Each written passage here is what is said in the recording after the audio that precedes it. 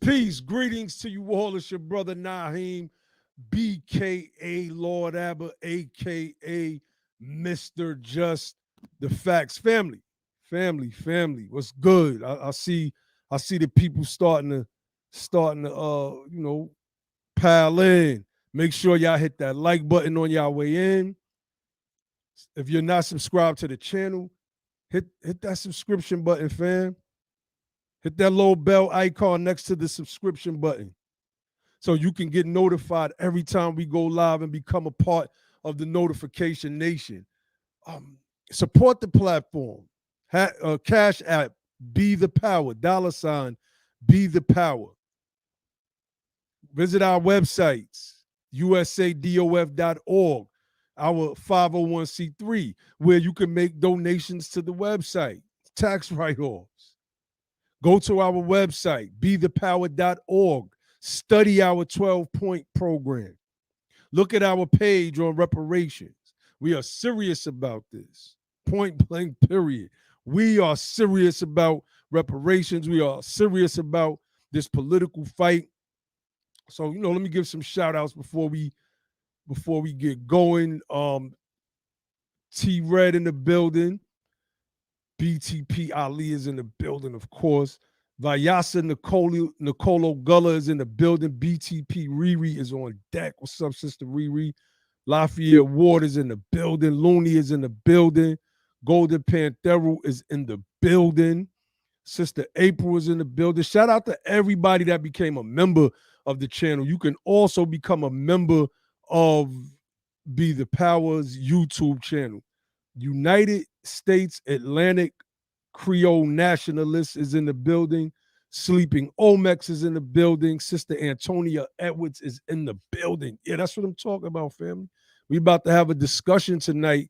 And, we're going to talk about Black power in the South. We're going to talk about LGBTQ Wealth Gap and a recent event they had with Maxine Waters. And we're going to get into this bloody shirt article by that was written in the New York Times. Let me see. What is this guy's name? Jamel Bowie. So I don't know if he's a freedman or not. Be hard to tell nowadays. And I don't know what type of last name is Bowie, Bouie. But nevertheless, he did an article called Why We Have to Wave the Bloody Shirt of January 6th. And we're going to get into that and give our opinions on this article and why we feel as a black man in America, especially if you're a freedman, you shouldn't make those types of arguments. So we're gonna bring the crew in. We got brother Logic on deck. We got brother Ibrahim in the building as well. He's about to connect. So brother Logic, how you want to start this conversation? Well, the first topic was, we came in today. We got to talk about how can we best solve our problems, right? We stressed it and preached it over and over and over again, but the people, still have a fundamental misunderstanding of what it takes to get what we want in this country of ours.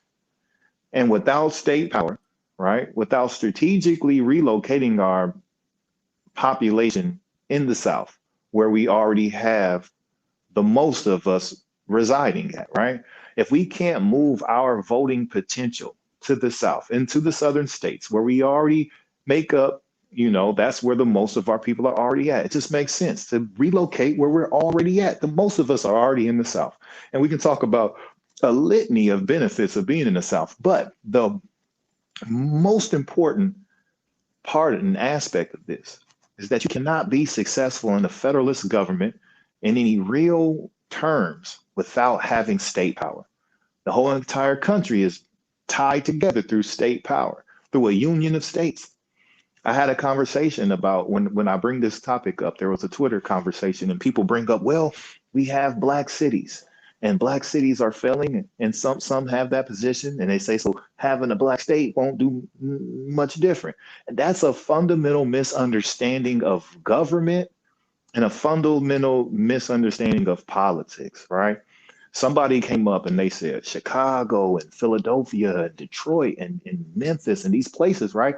You can't use city government to understand how your life can be transformed through state government, right? You're talking about cities who are subordinate to the state, right? The state General Assembly they have the power of the state purse. They are the ones who decide who gets what, when, where, and how. And then it trickles down to the smaller governments, right? Your localities within the state. Without control over that purse, you cannot direct and distribute state resources and state funds, right? You cannot legislate state laws without having a dominant presence in the legislature, right? You can swing a vote here and there. You can be used as a political football, right? Kicked back and forth between the two parties, but you can't dominate or control government power like they do. You have several states who are 90% white, right? They have no problem legislating whatever kind of laws or bucking whatever kind of federal mandates or laws that come down from the federal government. We've seen it through the COVID situations. We've seen it through segregation. We saw it. We continue to see it over. We saw it with the issue of slavery, and we continue to see it over and over and over again. The most powerful thing in this government has been state rights, right? And so if you cannot have state power, if we can't just make one state, we got to at least dedicate ourselves to producing one state that is at least 56 to 60% Black, that we can dominate state government. That is the most powerful play that we can have. That's the most powerful play in American government. It's the most powerful play. It's the only thing that makes sense. It's the only answer. Until we get people to really digest that and understand that, they will never get it.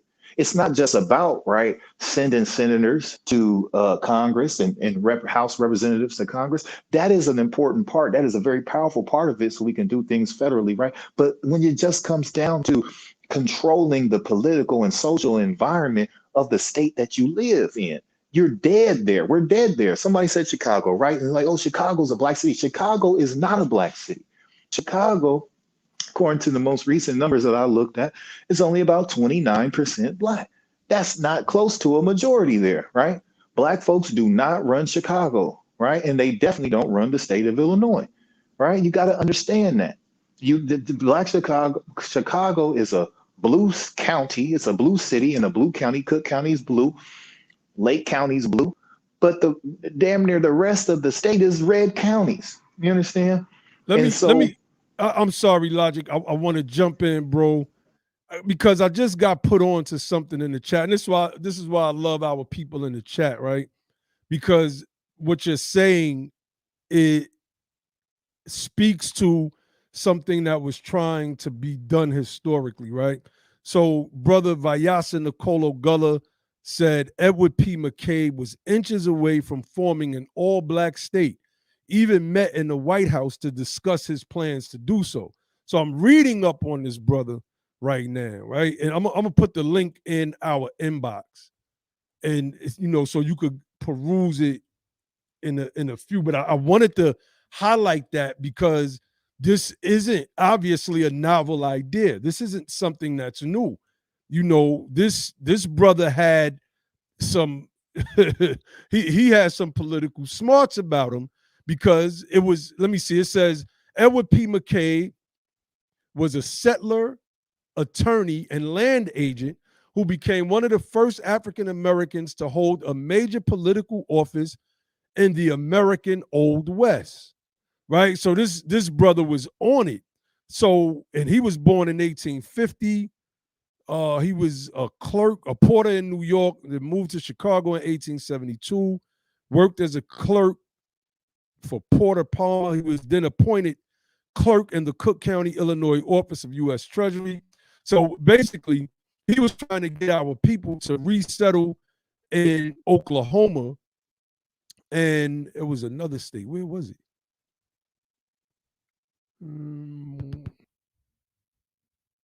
Oh no, it was just one state. It says well, McCabe. that go ahead, go Mhm. ahead. I was just saying that's what like Rufus Buck was trying to do in the movie The Harder They That's Fall, right. right? That's right. Trying to set up the promised land where we had our own town, our That's own right. mayors, our own law enforcement, control over the politics of our own town, creating an entire community. And if you really look into the history of Oklahoma and you get out of the entertainment, right? And the Hollywood story, and you go into the Freedmen story, you see that there were Freedmen towns in Oklahoma, and you understand what the mission was. And our ancestors were smart. They understood in order to have control over our destiny and really be able to secure our life, liberty, and pursuit of happiness, we have to be in control of government, right? And so Oklahoma was a territory back then, right? It wasn't a state. And so they was trying to beat them to the punch so that they could be in Mm-hmm. control when it got statehood. So now they are represented in Congress, so on and so forth. They get the money, they can appropriate, they can build the lives the way that we needed it to be built. Same thing, that's not a new concept, right? The same thing was happening all over the South after the Civil War, in Mississippi, in South Carolina, in Alabama, and Louisiana. We were all knew what needed to be done. We knew because we watched our former oppressors, right, who continue to be and continue to oppress us, right? But the people who had us in private bondage, right? We saw how they battled the government, how they wielded state power. We knew if we could get our hands on that, we could build a future for ourselves. And that's what cut us off from really being American. Without really being able to tap in to the awesome power of democracy in a real meaningful way, you can't really tap into Americanism because America is a democratic republic based on federalism, a union of states. So a population of people who do not have state power is powerless in the federal government. We have to understand that. You go ahead, read that piece, bro. No, no, definitely. I just wanted to show where he says, where it says, I'm on the wiki page. McCabe became a leading figure in an effort to stimulate a black migration into what was then the territory of Oklahoma, like you just said, with the hopes of creating a majority black state that would be free of the white domination that was prevalent throughout the southern United States.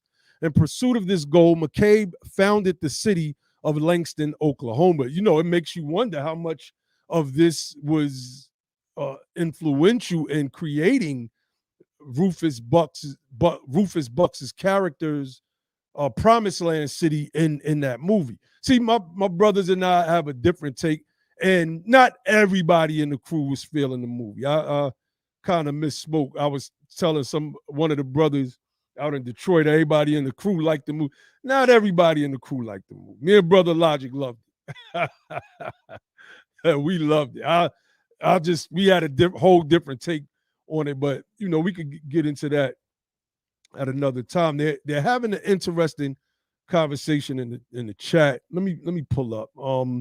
Brother Keelan Johnson is talking about we should push our folks from and in Louisiana to relocate to Mississippi. Louisiana going to fall victim to hard climate change in the next 10 years. Our folks have to relocate from there. I mean, I disagree with that. The coastal areas are, going to always have problems unless you live in Georgia on down. Well, I can't even say on down. It just seems like Georgia is the only place that doesn't have issues with the same, hurricanes, the same issues that South Carolina, North Carolina, most of the Eastern Seaboard, and the Gulf of Mexico, those states that's in the Gulf have with hurricanes, etc. So, there's going to be problems in coastal regions. So I disagree with that one. Poetic Justice says Mississippi or Alabama. Sister Antonia Edwards says it has to be Virginia, North Carolina, or Georgia. Also, South Carolina. Poetic Justice says Mississippi and Alabama are low populated states. It wouldn't take much to take the majority. And that's where the focus should be at. We should look at the numbers and see where we can take majorities first, right? And it's not as cut and dry as saying it, right? We can say it, we can type it, etc., but it's not as cut and dry. We some of us still have visions of the South stuck in our brains that were embedded there from when we were children about how bad the South was, movies like Mississippi Burning, et cetera, et cetera. So naturally, when people think of Mississippi, they don't think along those lines. But I want to bring up this article on Mississippi. This is from the Tennessee Holler, right? Let me see. Let's bring this article up. This was posted on Twitter, the Tennessee Holler, and it says, important to remember, as Tennessee Republicans vote against the infrastructure package, Tennessee itself recently reported needing $60 billion in repairs. Now, I'm going to try to pull up this other article. I have to find it. So I'm going to read this, and then I want Brother Logic to go in. It says, so when Tennessee senators vote against the infrastructure bill, this pic should be posted across from their homes. A piece of I-75 fell onto adjoining roadways. No one was injured. The second picture, CNN Travel. A vital Memphis bridge shut down since May due to a structural crack has fully reopened. So Brother Logic would always say about places like Mississippi and Tennessee that they didn't want to do economics like modern economics. They wanted to do slavery economics. So they basically let their states go to hell. And they are in such a pattern of that type of behavior and politics that they're going to vote against an infrastructure bill, although they need the money to fix the infrastructure of that state. Not to mention, in these places, our people are very, very poor. Well, what do you say to that, Brother Logic? Well, I think that kind of ties into the Louisiana comment with the concerns of the climate change and situation, right? Like, one thing that was really important from the article that you read was that brother was trying to rid himself and his people of what he articulated as white domination, right? And see, that's what you got down there. And you know how some of these Southern Republicans are. They're still Confederates. These Southern Confederates, they don't believe in climate change. They don't really believe in science all that much. But that's the consequence. So you have to just deal with that. That's the consequences of having them in power and having them in rule, them controlling all the resources, the state budget, and all that, because that's the science of who gets what, when, where, and how. Right. And so they don't care, and they don't invest their issues and their values into those matters. Right. So, but you care about that stuff. The only way to change that or even address those issues, if you control the state economy, if you control the state budget, and you can appropriate. Right. We got our own governor in office. Right. We got our own attorney general in office. Right. We have our own comptroller and all the things that matter, and we dominate the General Assembly. Now we can appropriate the necessary funds and resources to programs and projects that mean the most to us. And if like you now you can do geotechnology to try to curtail the effects of climate change. You can do the things that are valuable to you, but the things that are valuable to you may not be what's valuable and a priority for the dominating population, right? You have to dominate the population, right? And so infrastructure, like Tennessee, right? These people are voting against a bill that could help their failed state. The only way to stop that is what? Become the power. That's the whole purpose and intent of this show. Is like you can't fight the power, you have to be the power, right? That's right. Moving out of Louisiana is a capitulation. We can't That's right. give up Louisiana. Why would we give up Louisiana? It's one of the places that are close to becoming a black majority state. Louisiana is not a failed state. Louisiana is not going to fall into the ocean.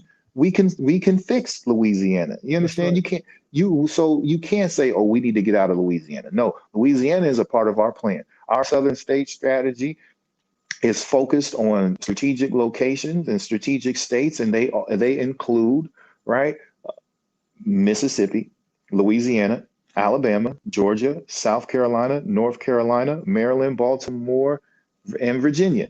If did I get them all? I think I got them all. Right. Mhm. Let me And let me so, let me let me you go ahead, bro. I'm gonna pull up this other article just yeah, to highlight what you're saying. yeah. And so if you are not in the right place, everybody's talking about a seat at the table. The ultimate table is at the General Assembly. You understand? You have to be at the General Assembly. You have to be able to have our representatives in your state OMB's Office of Management and Budget, right? So that they can, and you have to have governors who are making the proper recommendations, right? The governor recommends, because the governor what sets the state agenda, and everybody else, they kind of come around and try to do what they can do based on that. So the governor makes his recommendations on appropriations, right? And then the OMB makes their allocations, and then the General Assembly votes on it and passes it, right? That's how things get paid for. That's how resources get distributed in state government. If you're not a part of that, you're never going to get what you want. You're never going to get what you want. Why don't you think you deserve a state? We built the entire country from those states that I mentioned, the South. We built the entire country from them states. Those states are our birthright. At the close of the Civil War, we had a numerical majority in Mississippi and South Carolina, and was very close to it in Louisiana, Alabama, and not far from it in Georgia. You understand? If we were not ran out of the South due to domestic terrorism that was state sanctioned and white mob violence, we could have been living in a very different world. You understand? When you talk about all the different reforms that you want to make, right? Most of our people are in state prisons, not federal prisons, right? If you had a governor and you had a Supreme Court justice on the state Supreme Court that was a freedman and understood our issues and our plight, we had a attorney general and a district attorney and a state's attorney, and we control the government, right? There would be no, you had this whole campaign for defund the police. And now if you were the dominating society or population in the state government, that would be a very easy task for you to do. You could easily defund the police. Why? Because you control the state budget. You say, well, we're not appropriating that much money to them until they get right. You have control over that. And so if without those numbers in democracy, you're left doing what? Fighting the power, because you're not the power. And our message and our philosophy is we have to kill and put to bed that old mentality of let's fight the power, fight the power. You can't fight the power without some power of your own. And the only way to have significant power in this government is to have state power. right? You got to have a governor. You got to have, we don't have no governors that are tied to the freedmen plight in this country. You understand? We don't dominate no court systems. We don't dominate no political systems. And you have several states that are 90% white. You understand? And so we never wanted to leave the South originally. We were forced out. After the Civil War, our people wanted to stay. That's what we knew. That was our home. Those are our states of origin. Those lands are our birthrights. When you track the tragedy of the freedmen and you look at the 40-acre land grants that were not only in the field order by General Sherman, but also in legislation that we've read on this program many occasions, right? Those lands were initially in said states, right? The aforementioned states that I mentioned. That's where our birthright is. That's where our blood is. That's where our bones are. We need to come back home, right? And then we can really have a black South that is black controlled by freedmen, right? And we can really do the things that we need to do. And this connects all the way to the reparations effort.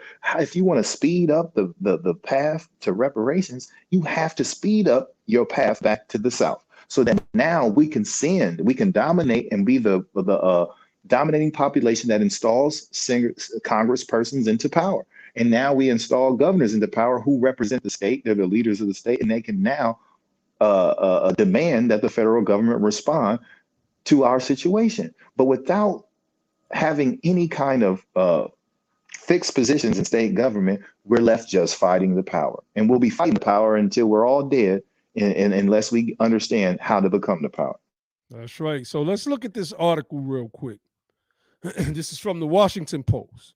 Nobody should have to live like this. Black residents hope infrastructure bill will fix cities' water woes if state allows it. So let's go back over that. Black residents hope infrastructure bill will fix cities' water woes if state allows it. You see, the federal government, well, they can't say to Mississippi where this is at, fix that water down there with this money, this infrastructure bill in those black areas. State of Mississippi, they might say, okay, yeah, we're going to do it, and they're going to fix something else. They don't have to fix black water at all. But what happens if, matter of fact, let's read. It says, Jackson, Mississippi.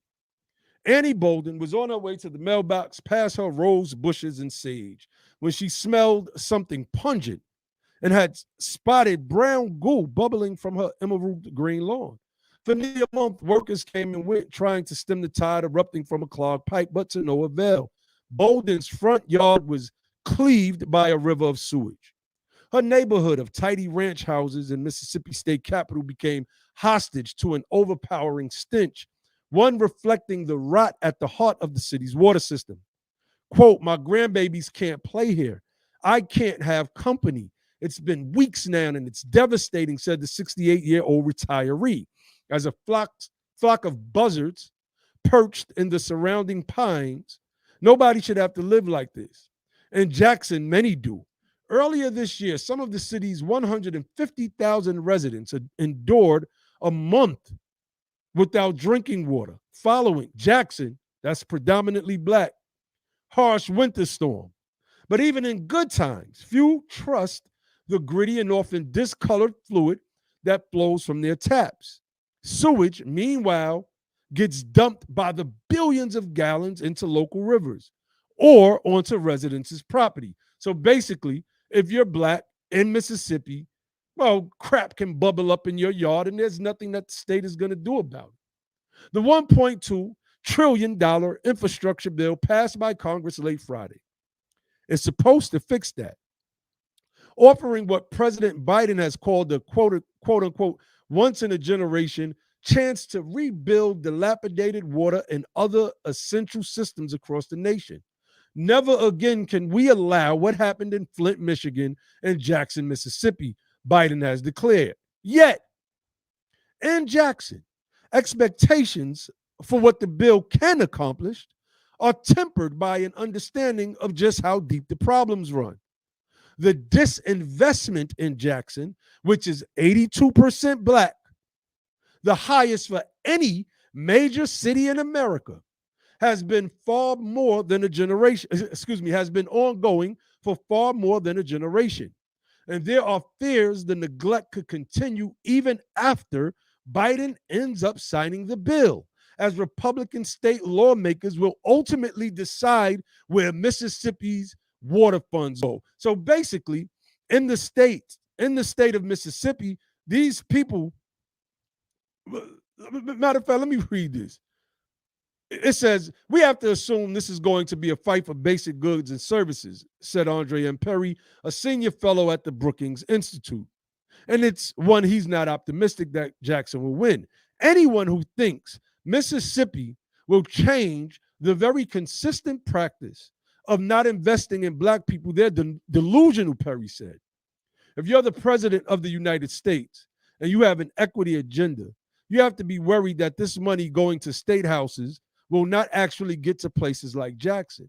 Mayor Chokwe Lumumba, is well aware of the pattern.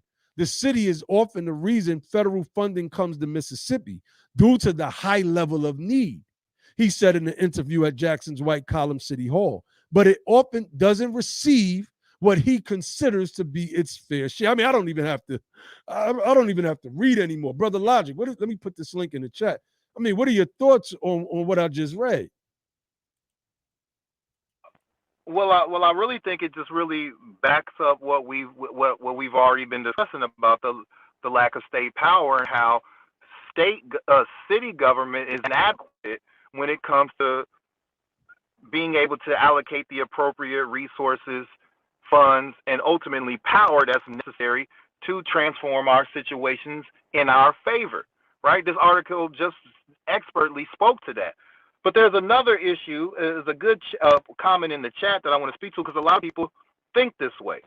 Let me see it. Let me get it real quick. It says, I don't know how to say this name, is X sister Fat X. I don't know. Right? It says, yeah, she's a regular to the channel. Shout out to that sister. Yeah, she said we need the reparations before we migrate back. That is not true. That's not true. There's several different paths you can take. If you're concerned with the assistance of relocation, that's just politics, right? We can get a federal program for relocation. That's something that can be done outside of reparations. You understand? And ultimately, I don't think y'all understand government and politics.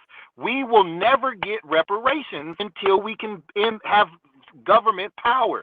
Now, the way you you're waiting on reparations in a state where you can't really install nobody in the power to represent you in the federal government, where reparations is going to be argued, debated, and hopefully, is our hope, passed into law. Right? We don't have enough political impact in the states that we live right now to make that thing happen. If you truly want reparations, you will come to the South, where we can have political majorities, where we can be the dominant population that installs congresspersons into power. That's the fastest way and the most secure way to obtain reparations. You understand? Coming back home, dominating state government. It don't happen no other way. We've been fighting for reparations all this time. H.R. 40 has been a piece of legislation for 30 years, 3 decades. It ain't done nothing. And you got these groups that come over here. They get federal legislation passed and moved so fast. Why? Because they are tied into the dominant society. Only way we can compete and only way we can secure reparations is to create political majorities in the southern states where our people are already at predominantly. That is the only way. Once y'all wake up to that reality, we'll get closer to reparations. If you're waiting on reparations to come home, you'll be waiting until you go in the grave. You understand? And so now there are already many people who are already coming back. The migration is already happening. It's already happening, right? The trend is already set. And what we are want our people to realize is that it needs to be strategically focused, and we need to be strategically arrayed for political power and purposes. It's already happened. We look at ourselves and say, oh, well, how are we going to do it? You already have a lot of black nurses. That's a job you can get anywhere. You have a lot of black truck drivers. You have a lot of black people in the military. You have a lot of black people who are in law, who are doctors, who have skills like pipe fitting, welding, plumber, machine workers, all kinds of skills that are lucrative and employable right here in the South. The move can happen. You have to open up your mind, use your imagination, and have some type of faith and hope. When our people went to the North, they didn't have a whole lot of money to go north, but they went and they made lives. That's how you got there. You have to have the courage and the commitment to come back home to the same. But this time, it's not going to be an escape of the wrath of white mob violence. It's going to be to come back home to regain your political power and your political footing in the country that your parents and your grandparents and their parents built. That's what you got to do. Are you courageous enough to do it is what you got to ask yourself. It's a sacrifice that we all have to make. If you want reparations, come back to the South. That is the most powerful and secure way to get it done. It don't happen no other way. It hasn't happened no other way. How about you try it? Let's try it. You understand? You got the retirees. You still have boomers out that can move down south where the climate is better and more suited for their stage in life. You understand? So there is so many pull factors that can bring our people home, and our people can come back. We have the ability to come back. You understand? There's a lot of us. The black women in there was a report a while ago said the black woman is the most educated person in the country. You understand? So you can take all that education and come back to the South, right? The school system needs your help. The education system, the transportation system needs your help, right? There's all kind of infrastructure needs here. There's all kinds of places to employ your talents and abilities right here in the South. And the cost of living is cheaper. If you're living in LA or Chicago or New York, you're already living outside of your means just because we're a part of the bottom caste and we're living in a place where the cost of living supersedes our ability to keep up, right? So we're always going to be in a rat race there. I said it many times and I said it again. One of my good friends of mine lives in a 4-bedroom home on over 3,000 square feet on 4 acres of land that got water on it, trees on it. It's so beautiful, and it only cost him $150,000. You can't get nothing like that. No, that's wealth, family. That's wealth. That's land, that's property, that's wealth. You understand? You can't get nothing like that for $150,000 in Chicago and New York and LA and Philadelphia. You can't get nothing like that. You understand? So we need to make a plan. Nobody say, hey, wake up and move tonight. Nobody's saying do it tonight. But you mean to tell me all these genius minds, all these talented people that we have, you can't come up with a 5-year plan, a 10-year plan, to get your affairs in order and come home where most of us, if not all of us, already have family? You can't come up with a plan like that? Then you ain't trying hard enough. You ain't thinking hard enough, and you don't want it bad enough. Indeed. So, Brother Ibrahim backstage. No, yeah, he's having issues coming on. He's trying to connect. He's been jumping in and out. Sister XS, Sister Fate, we touched on the climate issues earlier. There's gonna be climate issues in any state, northern. It doesn't matter if there's coastal. If you have a coastline, you're gonna get hit, with the exception of Georgia, which barely gets hit. Yeah, go ahead, brother. Brother, I don't even know what this is, right? I've never seen black folks so concerned with climate change, and climate change has been an issue of discussion since I was in high school. I've never seen so many black folks want to stay their ass in the cold and sub-zero temperatures, right? Shoveling snow, cleaning salt off their cars, slipping and falling down on ice and all of that shit, right? Freezing their asses off in the wintertime. I've never seen so many black folks concerned with climate change. I've been living in Georgia for almost 4 years. The climate has been way better than anything I experienced in Illinois, and it ain't even comparable. I don't know. So you're telling me climate change is keeping you from coming home? And if you're concerned about climate change, then go to Virginia, right? Go to Maryland. Go to Baltimore. Go to North Carolina. Don't go to one of the places that you are so terrified that are going to I don't know if you think a hurricane's going to take one of these states off of the map and it's just going to be destroyed.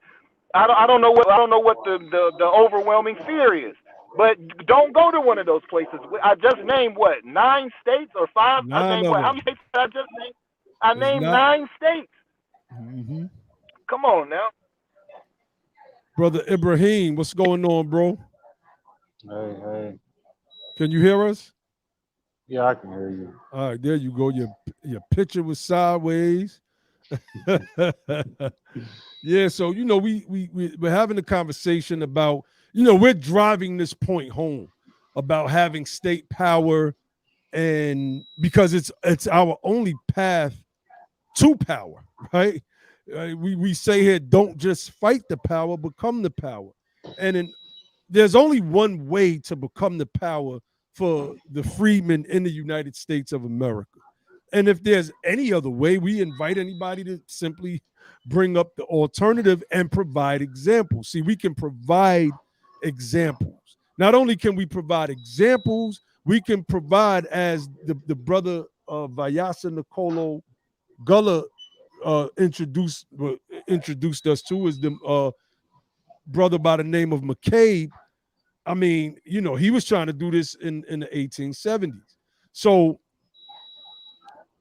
I mean, we have to become concentrated in the South. We can no longer, we got Brother Josh in the building, BTP Peace. Josh on deck. So we can no longer think, we can't come up with excuses, basically. Like, I could come up with 1,000 reasons why I don't need to move back to New York. I can start with the sky high rent. The food is $2 more expensive up there than it is down here. The crime rate is worse. The gas prices are ridiculous. What else, man? The political makeup of the city is in the hands of the BIPOC crew, and the blacks on the BIPOC crew are damn near all immigrants. They are in control. They're the borough presidents. There's no freedman power there. At the end of the day, this is a sacrifice for the greater good. This is a sacrifice for the greater good. How do we concentrate our power so that we could have some? I mean, it all boils down to that. I just read the story about Mississippi and their water, and how, I mean, Flint is still going through it.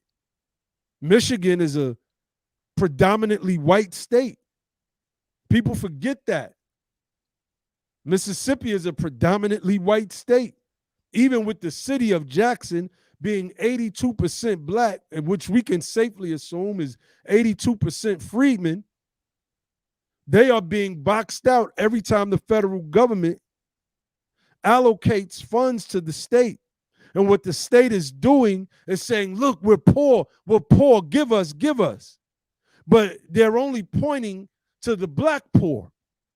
And then when they get the bag from the government, they divvy it among themselves, and they create all type of bills with pork in them so that they can enrich themselves and their cousins, nepotism that goes on in government.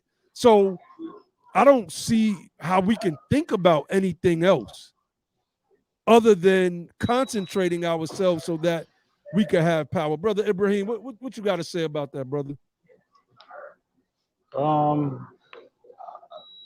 The book by Charles Bro, it basically spells it out.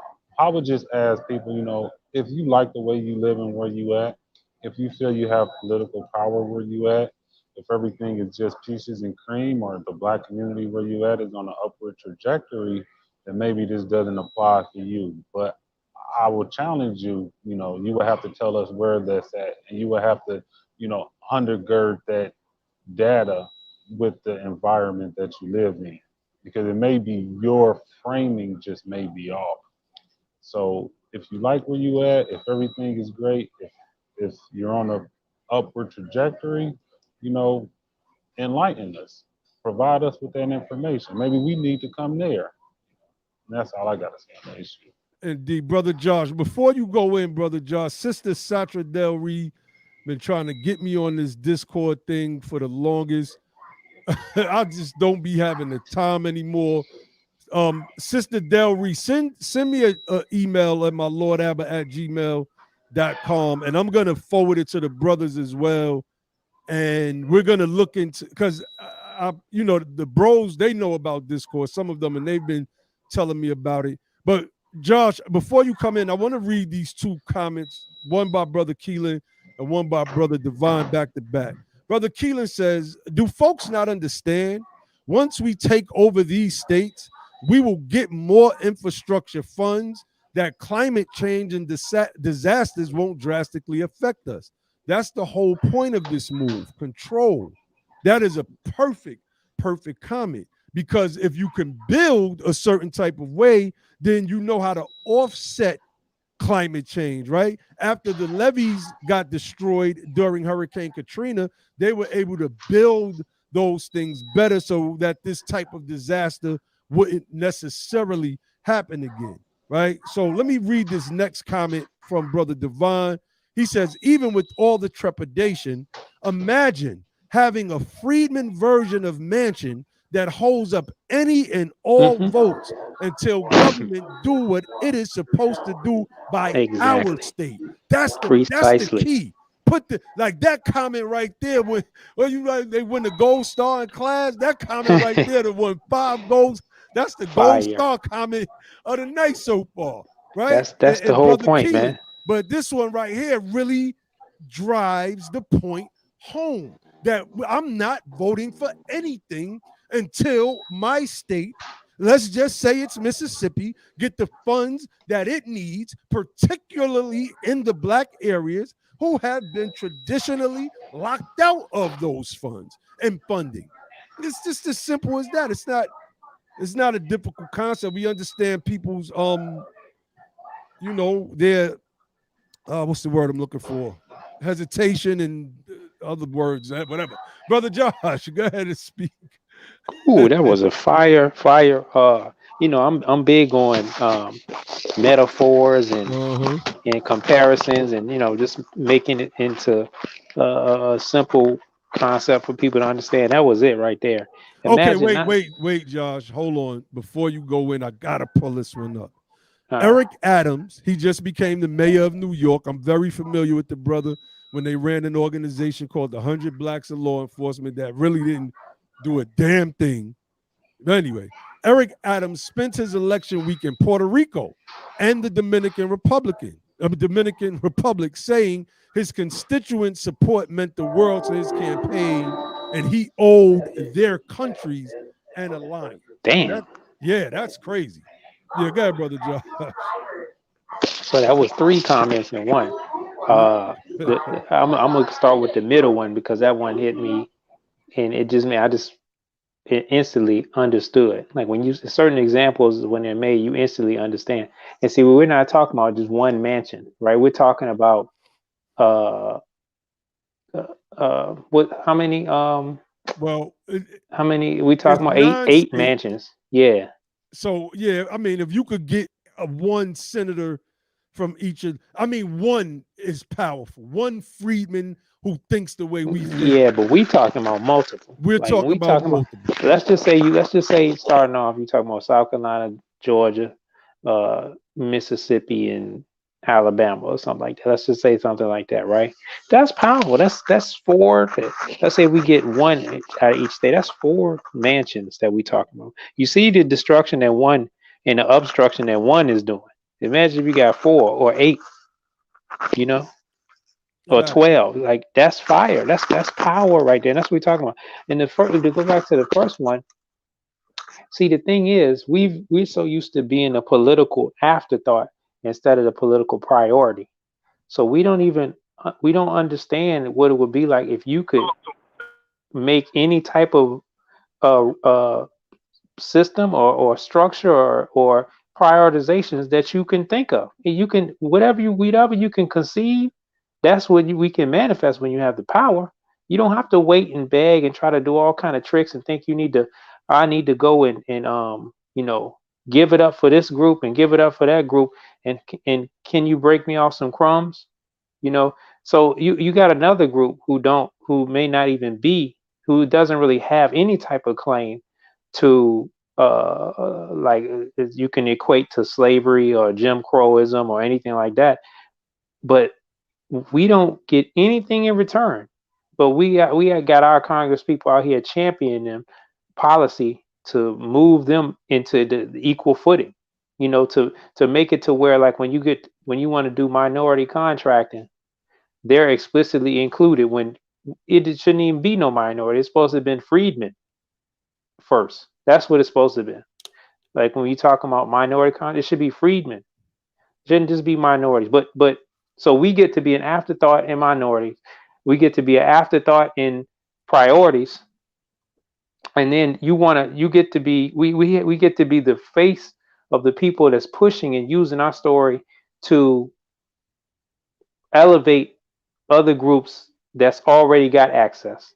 You know, I don't know if y'all got into that already. If we No, we ready to haven't. get We into haven't. it. I mean, All right, we're ready. I mean, let's segue right into it. You know, let's jump into it. We're the gonna see. next I'm gonna show you what I'm talking about. the next leg of this is the LGBTQ wealth gap, right? I wasn't able to view the video, but brother Josh and I believe brother Ibrahim they viewed this discussion that, I mean, I guess it's a Democratic.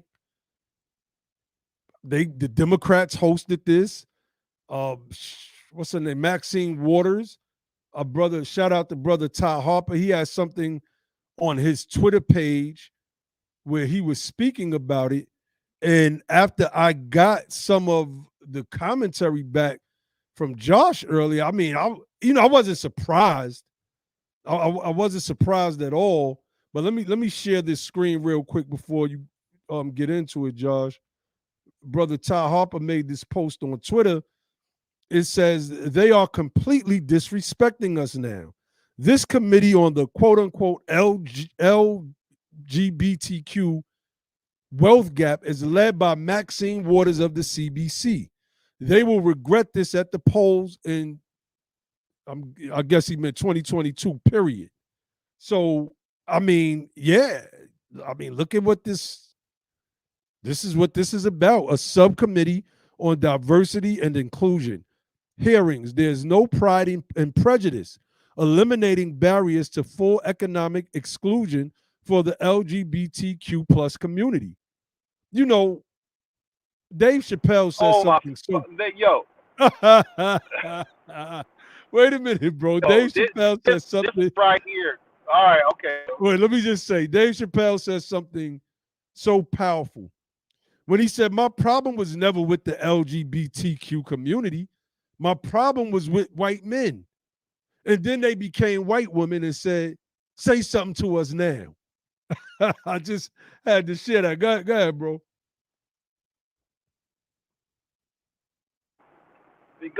I know Ibrahim got some good stuff to say. I'm probably gonna go on a tangent, so I'll go last. All right.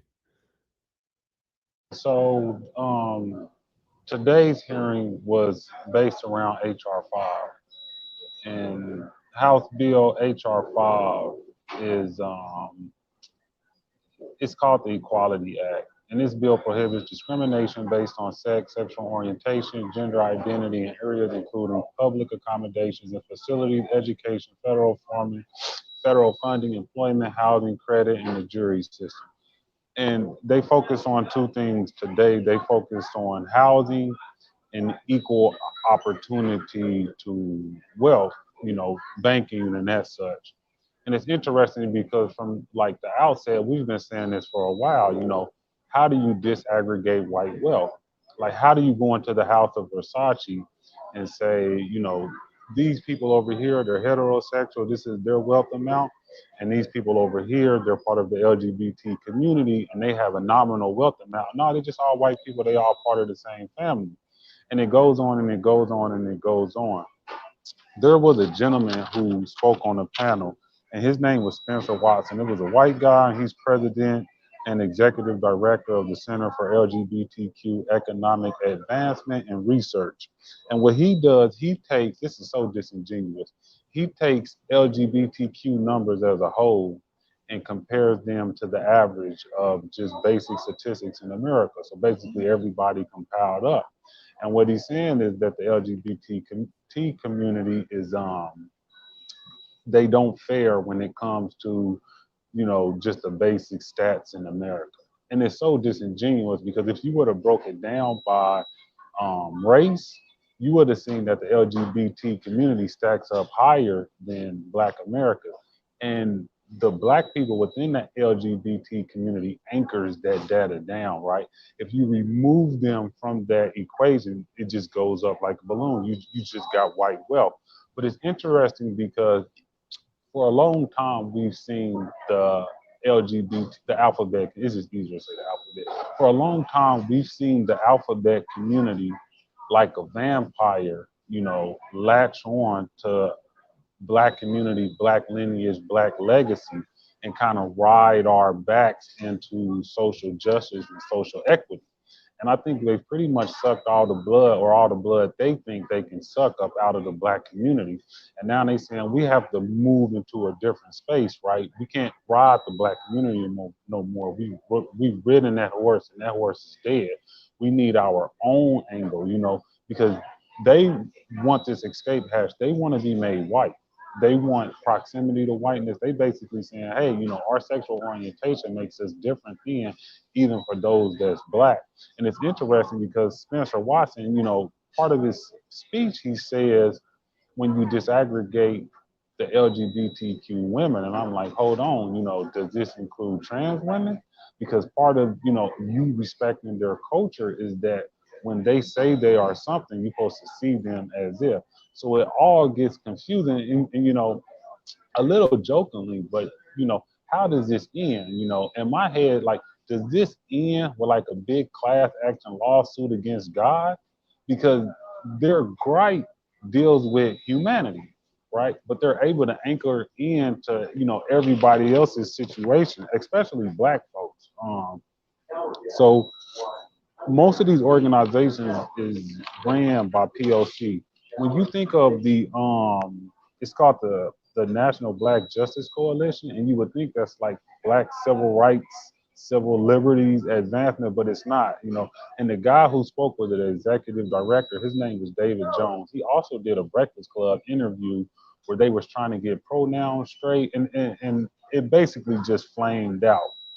But they are the ones who took the big stance against Dave Chappelle and some of the jokes that he had against their community, And one thing David Jones, starts to say, he starts to distinguish not only POC LGBTQ people, but immigrant LGBTQ people.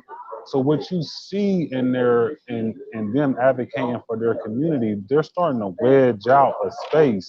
They're starting to wedge out a space that's different from Black and also different from Black LGBTQ people. And it's interesting, just like the feminist movement, what you'll see is the white LGBTQ members are playing chess, right? They are the shot callers. They come up with the agenda and they get to frame everything. And because they have wealth and power and their family members come from power and they get inheritance and they get to use that in a strategic way, they put the Black LGBTQ people on the front line.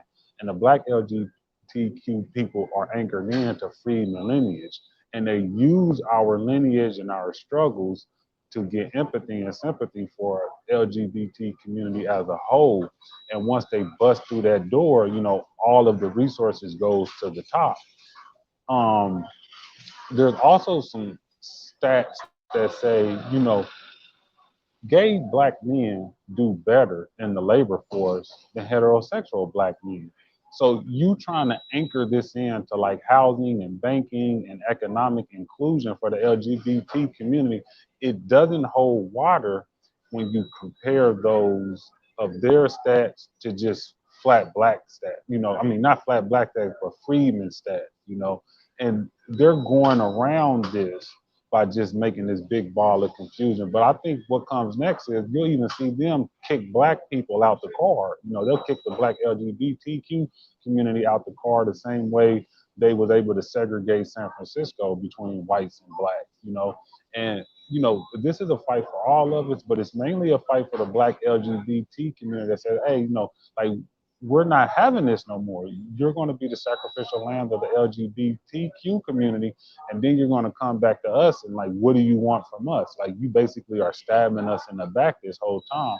So my request to the LGBT freedmen would be, you guys need to stand up and be at the forefront of this. You need to stop this. You know, you need to be the one to put the arrow in the heart of this foolishness and say, no, we're just black. And if you uplift blackness, you'll uplift us, and you'll see a rise in the LGBTQ community. You know, I'm sure Josh and Logic got some things to say on this.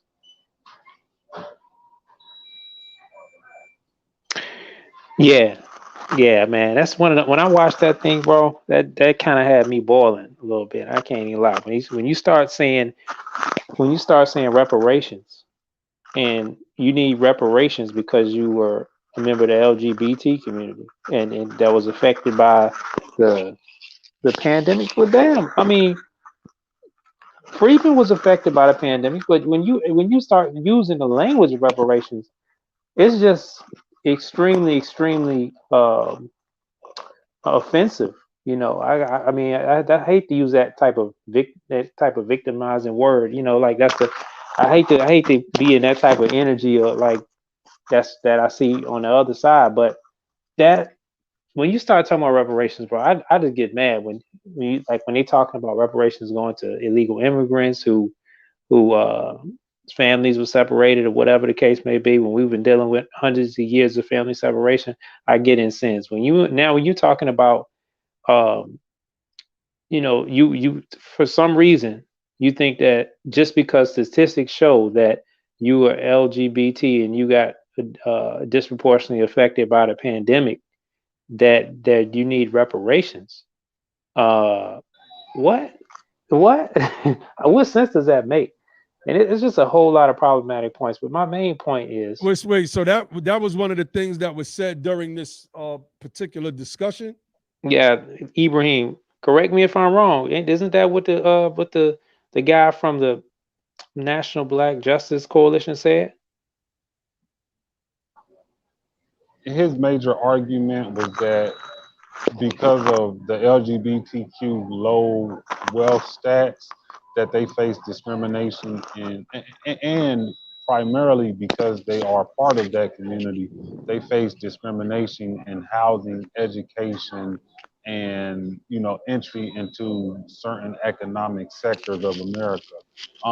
His main thing was that they need specific policy based on their community to uplift them, but specifically like some type of IED, like an independent educational program that will focus on the LGBTQ community, like the the youth that's in schools and school programs and things of that nature.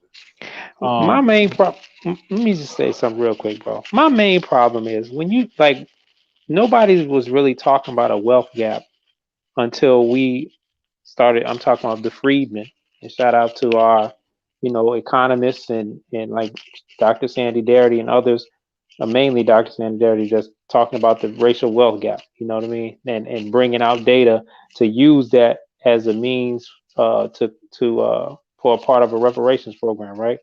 But you don't really hear any other groups, and you don't really hear too much people talking about the Latino wealth gap and all these other wealth gaps because the context behind the wealth how the wealth gap got created is nowhere to be on the same planet as far as comparison why the wealth gap with us got created and how other wealth gaps got created. So I mean let's just break it down now. Let's just be honest. How you gonna say the LGBT wealth gap? Well, we know wealth is largely generational. So we have generational damage because our families descend from the people who were enslaved, and then further down the line, there's all kind of atrocities, harms via the government and domestic terrorism, all that kind of stuff, right? That's generational. You can't tell me that you suffer generational damage being LGBT because did you inherit that? You know what I'm saying? Is that something that's inherited from your parents? It can't because otherwise you wouldn't be here.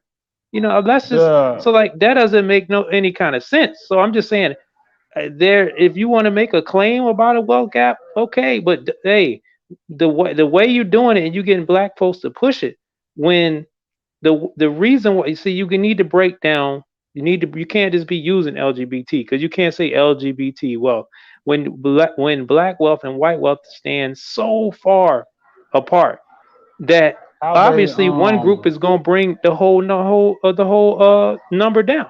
Go ahead. how how they do it is they anchor it in blackness, and that's why I said they're kind of like elites feeding off the black community host. Because if you go back a couple presidents ago, when you see this historic rise of Obama, and first coming in his first year in office, he was considered anti-LGBTQ, and by the end of his term, he had passed so many policies, he pretty much became the LGBTQ president. Expanding healthcare for them, same-sex marriages, dismantling don't ask, um, incorporating don't ask, don't tell, Hmm. and a host of other policies that strengthen the LGBTQ community. He also hired the first transgender employee to the White House. So I just think they rolled this, black body to where they're going to get. And now you see them saying, like, we're special, we're better than blacks. We need to jump ship because we feel we can be made white sooner than black people can be made whole. And that's the Hmm. whole thing. And politics is vicious. Like, and black people have to see this and fight back. And that doesn't mean you're anti-LGBTQ. That don't mean you're anti your family members who may be, That's a right. part of that community, but we're just pro Freedmen. And we know when we uplift Freedmen with this Freedmen movement, we uplift everybody, no matter your sexual orientation or religious identity. This is a family affair. And I need my black Freedmen LGBTQ community to see this. Like, you should be the loudest when you see these organization leaders. Like I said, these are led by the POC crowd, the black immigrants. It's not us. And this is their way to anchor something in it. Like you said, you can't have generational trauma within the LGBT community within the same family, because if you practice, homosexuality, the lineage stops there. Now you can adopt and do other things, but it's not the same lineage. So the way you kind of keep this letter going is to anchor it within the Freedmen thing. So you can say, oh, this goes back, centuries or decades, right? And now you have them, coming up with stories of like way back when this was going on with the Freedmen, they had LGBTQ people as well, and they suffered. And then you try to, they'll try to accumulate their legacy and juxtapose it side by side with us. And we got to say, no, it's like two ladders standing up. Like, you have to be strong enough politically to just look at them and kick that ladder over. Everybody else is doing it. Nobody lets you ride them to success, especially when you're starving. And I don't see why we are allowing the LGBTQ community to sacrifice us for them being made whole and them being made white. There has to be a time. No matter what type of slander you get, you got to stand up for yourself. You got to stand up for your people. That's right. And let's Yeah, let me jump in real largely quick. that. Okay, because please, I just got one more point Go I need ahead, to go make, ahead, go bro. ahead. Largely, the LGBT community is white. So if you think about the highest possible um, income earning house demographics, right, for a household, for an individual, it would be a white man, right? That's the highest earning income earning demographic and wealth holding. Now, if you can put two of them in the same household, that's a totally different story. So now, when you're talking about competing, you're talking about explicitly having language that access minority contracts that were already with that Freedman was already, largely not getting access to for various reasons. How is that benefiting the group? I'm talking about Freedman, and why are we carrying water? That's what I don't understand. So go ahead, bro. Yes, there's a lot of problematic issues I had with this. And I'm gonna try to run through them all.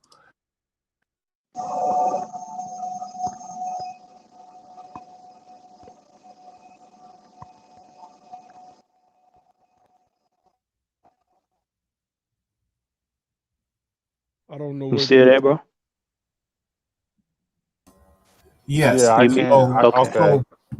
so what I'm saying is there's a lot of language problems, right? They talked about economic inclusion, right? What does that sound like? We went through a whole movement a couple years ago. You didn't hear nobody in the alphabet community talking about economic exclusion and economic inclusion. They went straight into Dr. King's legacy and our civil rights justice claim of bridging the gap between the two Americas, right? And Byron Allen, we had a whole Supreme Court case where people came out. Shout out to BTP Josh. He was at the White House and the Capitol. I mean, when this all went down, right? Supreme Court. Supreme The Court. Supreme Court, yes, the Supreme Court, right? And so there was a whole national issue about the Civil Rights Act of 1866 and economic inclusion, right? Because what was the foundation of that? Our story of being economically excluded out of America, right? And so now you have, right? And then let me rewind. And then now we've spent years talking about the wealth gap, right? The wealth gap that we're talking about and then they're talking about is two totally different things, and it's uncomparable. And it's really disrespectful to even entertain it. I made a tweet today from an article that I'm pretty sure almost everybody in the chat's familiar with, and we've made the country quite aware of, right? It's the 99th percentile black family is worth a mere 1.57 million, while the 99th percentile of white family is worth over 12 million. This means over 870,000 white families have a net worth above 12 million, while out of the 20 million black families in America, fewer than 380,000 are even worth a single million. Now let's look at this. Let's look at this 12 million these 870,000 white families that have over 12 million in net worth. How many of those family members do you think are in this community, this LGBT community? What fucking gap are they talking about, right? Josh just said, gave an excellent example talking about how the white man in America is the number one income earner and the number one wealth holder. Now now he becomes gay and takes on another male white partner. Now they done doubled that wealth, right? How does this make any sense in the world, right? And so now how do you even quantify this whole reparations for the LGBT community? So now you get reparations because you're a lesbian or because you're bisexual. You like men and women. You get reparations for fucking what? This doesn't make any sense. This is what happens when you tie civil rights justice into special interest groups, right? What we are seeing is government being dominated by special interests. Because if you understand what's really going on here, it's diabolical. And we should be all hands on deck to stop this, right? And Josh mentioned something to me when he was watching it earlier, and he talked about how they were complaining about dropping out of college because they were bullied, right? They were bullied, so they dropped out of college. So they want loan reimbursements and resets and whatnot. But guess what? Our ancestors had to be called monkeys and niggers, and they got spit on, and they got into fights, and they got rocks thrown at them, and they had to do all this fighting just to get into. And guess what? They finished. They graduated, right? You understand? And we ain't got no reparations for that. We didn't get no reparations for those of us who had to go through and struggle for all of that. So if they really wanted reparations, and many of these black gays are related to these members, right? And they have silenced that call to uplift this special interest. This is diabolical political treason for the freedmen. You understand? And so now you have a whole, they're talking about a wealth gap. How do you even place these individuals' sexual orientation into a space where you can even quantify whether they have wealth or not based upon their sexual orientation? Now let's do to them what the Supreme Court said about the Civil Rights Act of 1866. Let it be the but-for standard form. If they want reparations, they have to prove that if it wasn't That's right. everything but for them being sexually orientated or identified as such, then they don't get no reparations. Let's set that standard on it. Yeah, you can have reparations, but you got to it has to be upheld the but-for standard, not a motivating factor. Now, how many gays and lesbians and trans people are being shot dead in the street because they're gay, les, and trans? How many of them are being hung by the neck until dead, right? Well, how many stories? I just seen somebody was hanging from the tree. Where was that? Y'all seen it? It was recently? I don't know, but Yeah. just a black understand woman. we have we have hundreds of years of this in our story, and we ain't got no reparations. But you want a special interest group of a mixed group of people who, like you. I can just like, how do you prove it? How do you prove that you like? What would be the criteria, right? How do you prove that you're bisexual, right? You got to show up and tongue kiss two different like, how do you prove something like that? What do you do if you're a homosexual? You got to show you having sex with your partner. All right. Well, I don't understand. How do you make a criteria based on that? Shout out to the elder OG Otis. I'm glad to have you with us. And so, like, when we come on to these discussions, we have to be critical thinkers.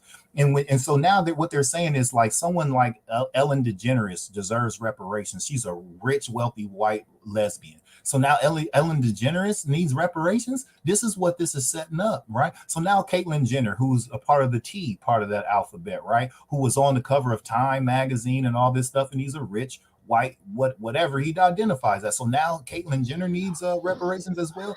What is going on? Woman of the Year. Why would we as a community be supporting this? Why in the fuck is Maxine Waters not talking about HR 40 and moving that forward, but now has abandoned her coalition that she's supposed to be representing and in the Congressional Black Caucus, and now trying to champion all of this bullshit? Go ahead, brother. We got OG Otis on. Let's introduce OG Otis to the panel. I mean, he don't need no introduction. Let's bring him on to the panel. Can you hear me? Yeah, we hear you. Can you hear me? Look, I hear y'all going on a strong conversation, but I'm gonna tell you something. There's a lot of difference between your age and mine, and y'all some wise young men. But I'm gonna tell you what really got me. Can you hear me? Yeah, I hear you, but I think you got your YouTube still on. You gotta mute your YouTube out in the background. Okay, what about now? I can still hear your background. I can still hear. I'm trying to see. I must have you on another channel. Hold on. Yeah, you got me on. Yeah. What's wrong? Okay. There we go. Let me get back to you. I had you on another channel, I think. Now yeah, you're good now. Okay. Okay, look. I'm saying y'all are hitting it good, and I'm telling y'all some sharp men. You know, when I first met you, I told you I like the fact y'all digging the details. Then you hooked up with old IT over there. I used to crack up because he used to come in with that quiet fire on the ADS conversations and shut people down, and they be telling him he one of the few people that they hit him up the same way they hit me up. You talk too cryptic. Well, I don't understand what you're talking about. Don't make it make sense. But let me get to this part. I look at things from a different perspective, and I'll tell you what really got me. I'm signed on to listen to Karen Bass on her town hall meetings. So I listened to her about 6 weeks ago when this stuff started going, and I listened to Wilma Leon too. The thing that got me is, remember Clyburn came out and said that you can't let a perfect be the something of the evil, perfection or evil or something. One of them country ass sayings that makes sound good, like good lore. But basically what he was saying is what I call the appeasement program. What's wrong with that era of Negroes? He kept explaining that you didn't need qualified immunity moved from the George Floyd Justice Bill or whatever, because you can come back and get that later. I always want to give up the focal point, the cherry. Now, here's what ends up happening. He went on a couple of broadcasts. I saw him on there with that girl, the new one that's supposed to be the talking head that begged for her job. I can't call their damn names. They got the good looking Tiffany Cross. Yeah, cross, whatever. The whole point is the theme was we're gonna have to go ahead and get this done, get it done, get a win. And it's just like somebody telling you at a football game that if the odds are you take the last play and try to score 7 points to win, or you're going to lose the game. Ain't no need to get no damn field goal, but he's going to tell you get a win. Just participate. Ends up with Clyburn. He said that he could see this bill being separated. Remember, they told us for 2 months the shit was going to be tied together to make sure to get it through. Long story of it all, guess who started taking credit not only for Terry McAuliffe running for governor in Virginia right toward the end of his campaign when they bring in Obama and all of them, the CBC, supposedly Maxine Waters, Beatty, and all of them went to the White House and they decided that they could go ahead and take a loss on this bill so that Biden could get a win. Now, this is what I'm going to say to you. That's the same shit that bought us Barack Obama. This nation was in the worst condition it's ever been. So to deflect from what the real problem was, they did something phenomenal and they brought in a black face that had no black people interest in mind, and 500,000 black folks lost their homes and shit, and they still talk about how great a president he was. That's and right. people believe he was good. Same That's thing with right. Clyburn. How the hell can you go from a $10 trillion bill that Bernie Sanders gets moved to the committee that determines that they're going to shoot for 6.3?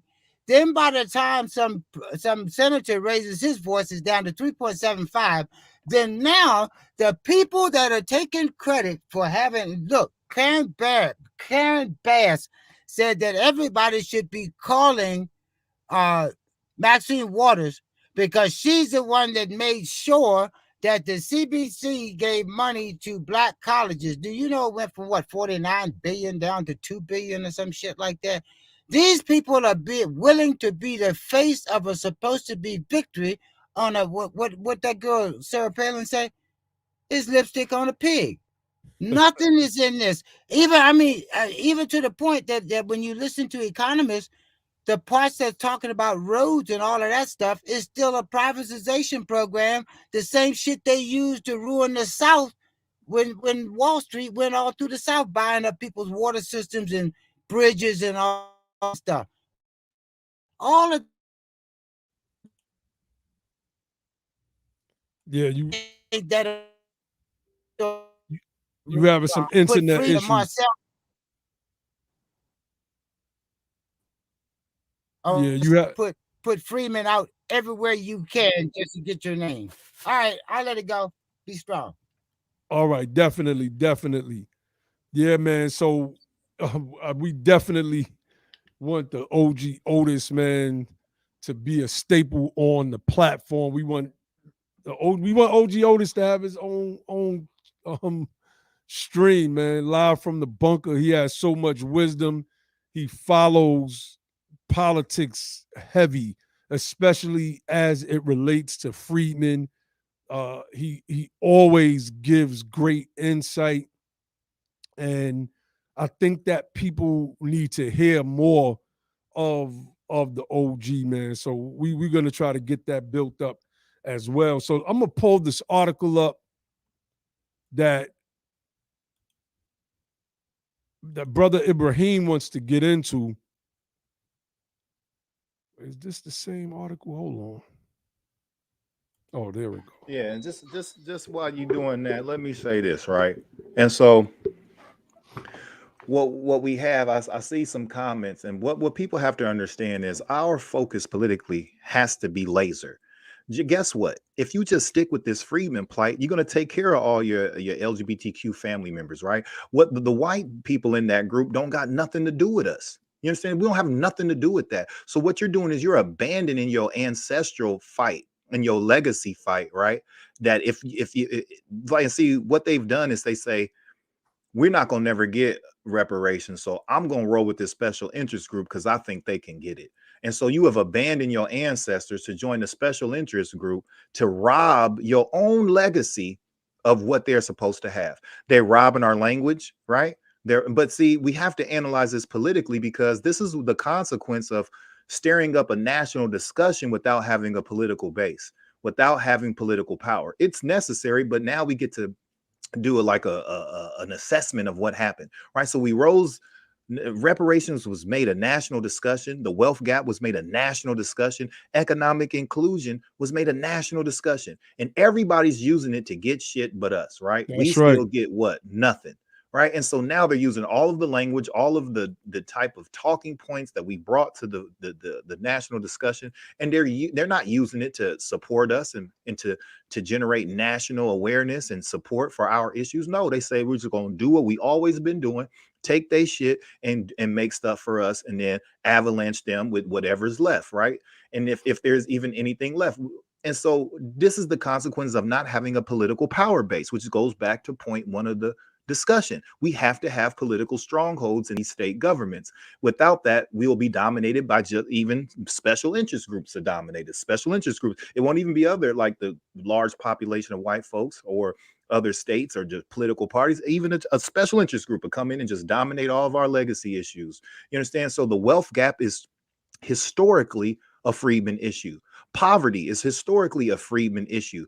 Discrimination is historically a Freedmen issue. We've been suffering from everything everybody's been crying out for the longest, and we've been the most neglected and the longest neglected. So if y'all really gave a shit about any of that, you would say, let's fix these people first. You talk about a wealth gap. Bernie Sanders talked about the gap in wealth and the gap in income inequality. And he said it's the greatest gap in income inequality, or we're experiencing the greatest income inequality in the history of mankind. And if you know that we're on the bottom of that, that means we are suffering. The freedmen are suffering the greatest inequality in wealth and income in the history of mankind, in the history of government. That's right. So if you're going to have a position on that, based on the issue, based on the merit of it, you say, I need to fix the people who are suffering the worst first. You have to triage it, right? You don't go into a car accident or into a battleground and say, I'm going to fix the people with broke fingers first. You say, no, I'm going to fix this guy who has his guts blown out first. Let me help add these something people in are there, dying. Logic.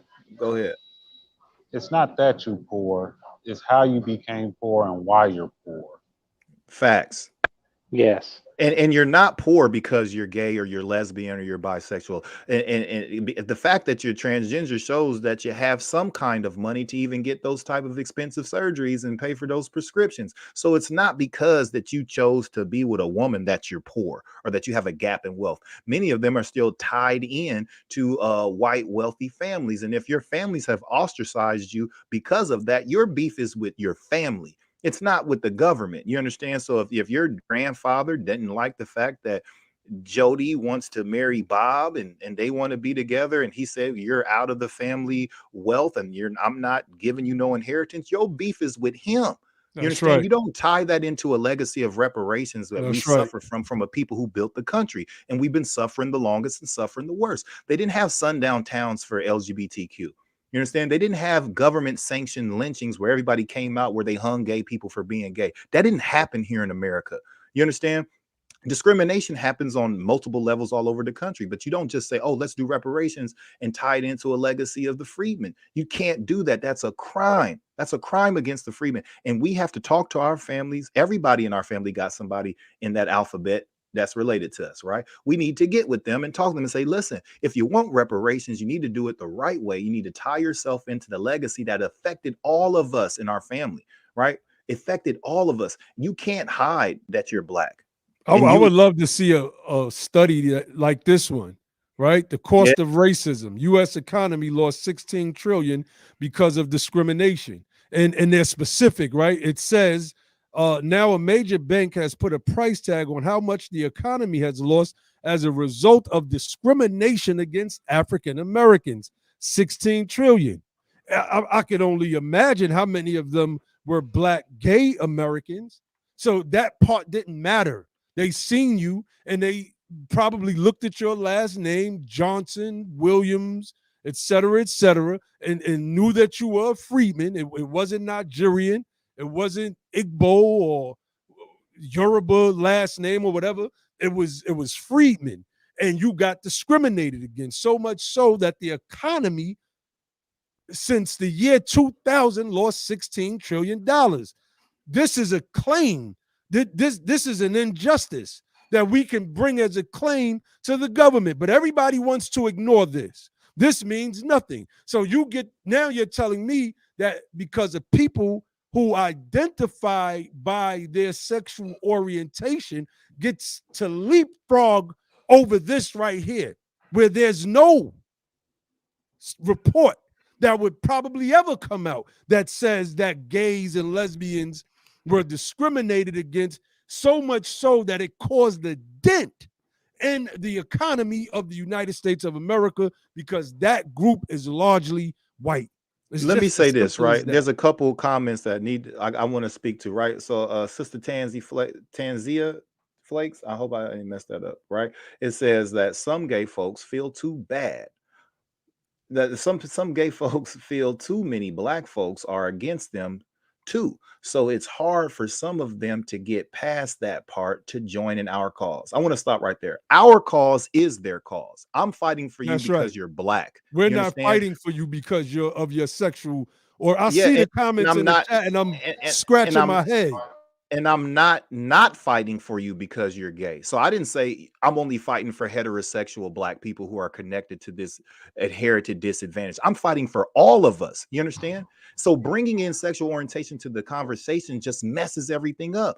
If that's a fight that you want to have, you have that fight. Me disagreeing with what that lifestyle may be or whatever has nothing to do with the fact that you are still old because you are connected to this lineage that has been suffering perpetual oppression since we built the country. So why would you reject your own birthright, which is stronger? Whatever you think you're going to get from this LGBTQ reparations is going to be minuscule compared to the larger reparations claim that is connected to our lineage. Whether you I'll- feel disconnected, your feelings of disconnection are not real. You are still connected. You still meet the criteria for That's right. reparations. You understand? That's right. You will still be a qualified recipient no matter what you do in your sexual affairs. So you have to get out of your feelings and get to this reparations and get to this real information. Like, you don't join a special interest group because you have hurt feelings or you've been mistreated by your family members and say, now I'm going to work against the whole entire Freedmen group because I feel like somebody treated me bad. I think it's about punching down, though, right? I don't like the term. Black people feeling a certain way didn't move the black LGBTQ crowd out of San Francisco, right? And it's also important to know who they choose to fight against. They chose to fight against black people. Your main fight should have been against the Republican Party because they are the ones who's organizing and creating policy and laws to restrict the LGBTQ community. But that's too hard of a fight to fight against because that's where your white LGBTQ leaders of the movement get their inheritance from. So, like everybody else does, we're just going to punch down at black people, right? Because they're the lowest on the totem pole anyway. I don't care about how anybody feels. The way we feel or the way you think we feel didn't marginalize your life. But the way the LGBTQ community feels about black people has a different effect. Now, that does marginalize black people. And you see a lot of black people, the famous one being Dave Chappelle, starting to go through it now where things That's that right. they're doing is being restricted. And we see laws come up against black men because of the way that community feels. So, feelings in this instance, it seems to work one way, and that's just good old fashioned white supremacy racism anyway. I'm not even gonna put that on the LGBTQ community. Well, let me pull this up.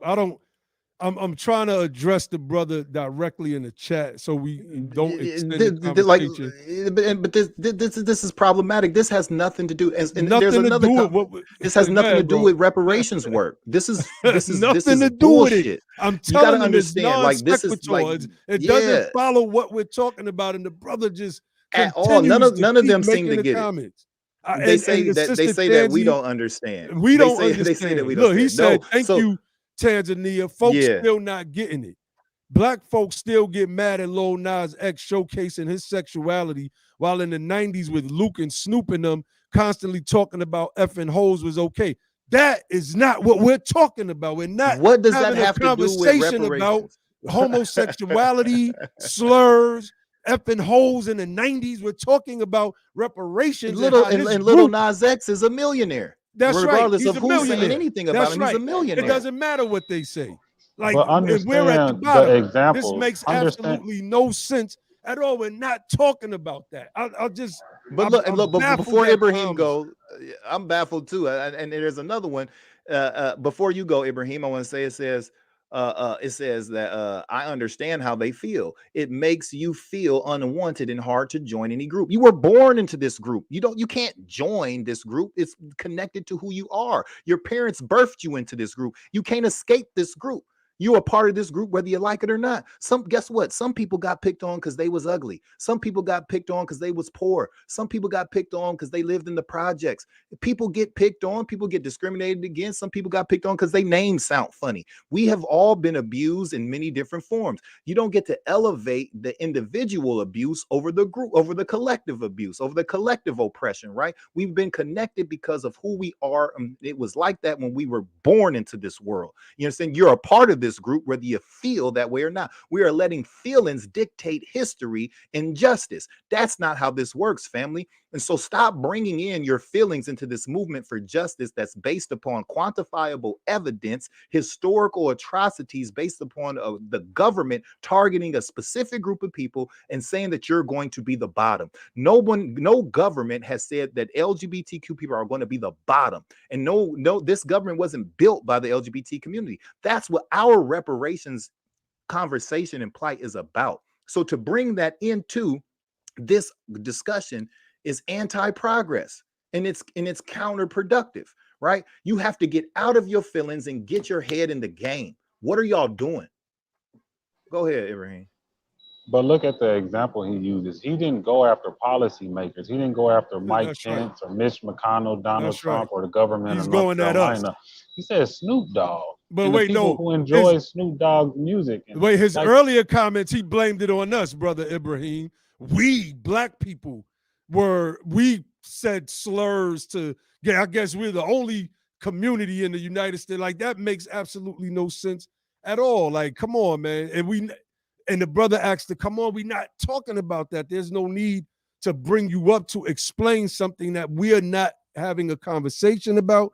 We're not debating about. We're talking about reparations and how this group, another group, gets to leapfrog us by using the plight of our people, the history of our plight. We got to move on, but I'm going to tell this story real quick. I was in Athens, Georgia, downtown Athens, Georgia. There was a young college students giving out pamphlets, and they were talking about LGBTQ rights. So the little white girl walks up to me. She's trying to hand me the pamphlet, and I'll just look at it because I can hear what she's saying to other people. So she walks up to me and she says, do you know that LGBTQ people are being oppressed? And, you know, she tried to equate it with slavery and the progeny of slavery, Jim Crowism, redlining, et cetera, et cetera. So I said, that's interesting. I said, so are you saying that LGBTQ folks have been mass lynched in America? She couldn't say nothing. I said, have LGBTQ folks been victims of white mob violence or any mob violence in mass, so much so that the numbers show that at least 3,000 of them were massacred by domestic terrorism? No. So have LGBTQ people been victims of redlining, blockbusting? I just start running it. When I got finished running everything down to her, she looked dead up at me and said, I'm sorry, I apologize. I gave her a reality check that these two things are not aligned, and nobody ever told her that. And they're doing the same thing with our people. That, like, I can take that white girl sentiment and put it inside the mind of a black girl who pushes for LGBTQ rights, right? They're oblivious to the fact that these two things do not equate. That's what we're talking about here today. And that our atrocities that we've never been healed from are being used by every group, including the LGBTQ group, to get exactly what they want from this government. They see the play and they're jumping in on it. And we are the only people not getting anything but the shaft. That is what we are talking about. I don't understand why people always try to change the narrative of everything that we're having a discussion about. It's just before we move to the last and final topic of tonight's discussion, let me just say three things before we move on, right? Because like this is what's happening. What I'm about to say is actually what's happening right now. One comment, somebody said that you know, LGBT whatever members have been helping, and it's been a concentrated effort to like bury their involvement in civil rights justice work, I guess. I want to read the exact quote, but it I says, got something to say about that. I got you. It says, but there has been a concentrated effort to hide LGBT freedmen who have been some of the biggest advocates and activists for the Freedmen cause. Let me tell you that why that concentrate. I don't know what you are describing as the concentrated effort, but let me talk about some specific instances, right? Some of our wise ancestors knew that that plight would be elevated by the country over our plight. So it wasn't a strategic move. It was an agreement to say, you know what, that doesn't have, we're doing civil rights justice work for our group, the collective, right? So we are not going to bring in that issue in this particular space. So it just made sense to do that. It wasn't about oppressing them, right? And now let's look at the power that this group wields. At the same time, they're crying and begging for reparations. This group can get anyone canceled in an instant for making any kind of slur, while you can, like, black folks don't have the power to cancel anyone. You can say nigger, you can call people, you can do all kind of stuff and nothing never happened to you. They've been saying nigger for years, right? All over the place. We can't just automatically you're canceled. That doesn't happen for us, right? Dave Chappelle is another good example. Again, when he was working for his TV series, and they said you can't say gay, or you can't say whatever they said he couldn't say. He said, but y'all let me say nigga all the time. And they said that you can't say the gay slurs because you're not gay. He said, well, I'm not a nigga either. Right. So that was a very important part right there. But y'all don't seem to care about that, nor does that seem to come to the forefront of your thinking when you think about this. There is the power that they're wielding. They have a real serious wealth position and power that they wield that we do not have. All of our talking points have been stolen to undergird a special interest group that largely is connected to massive amounts of wealth. This is criminal activity. This is a crime in progress. And the last point before I pass it back is they were saying that let me get it one real quick.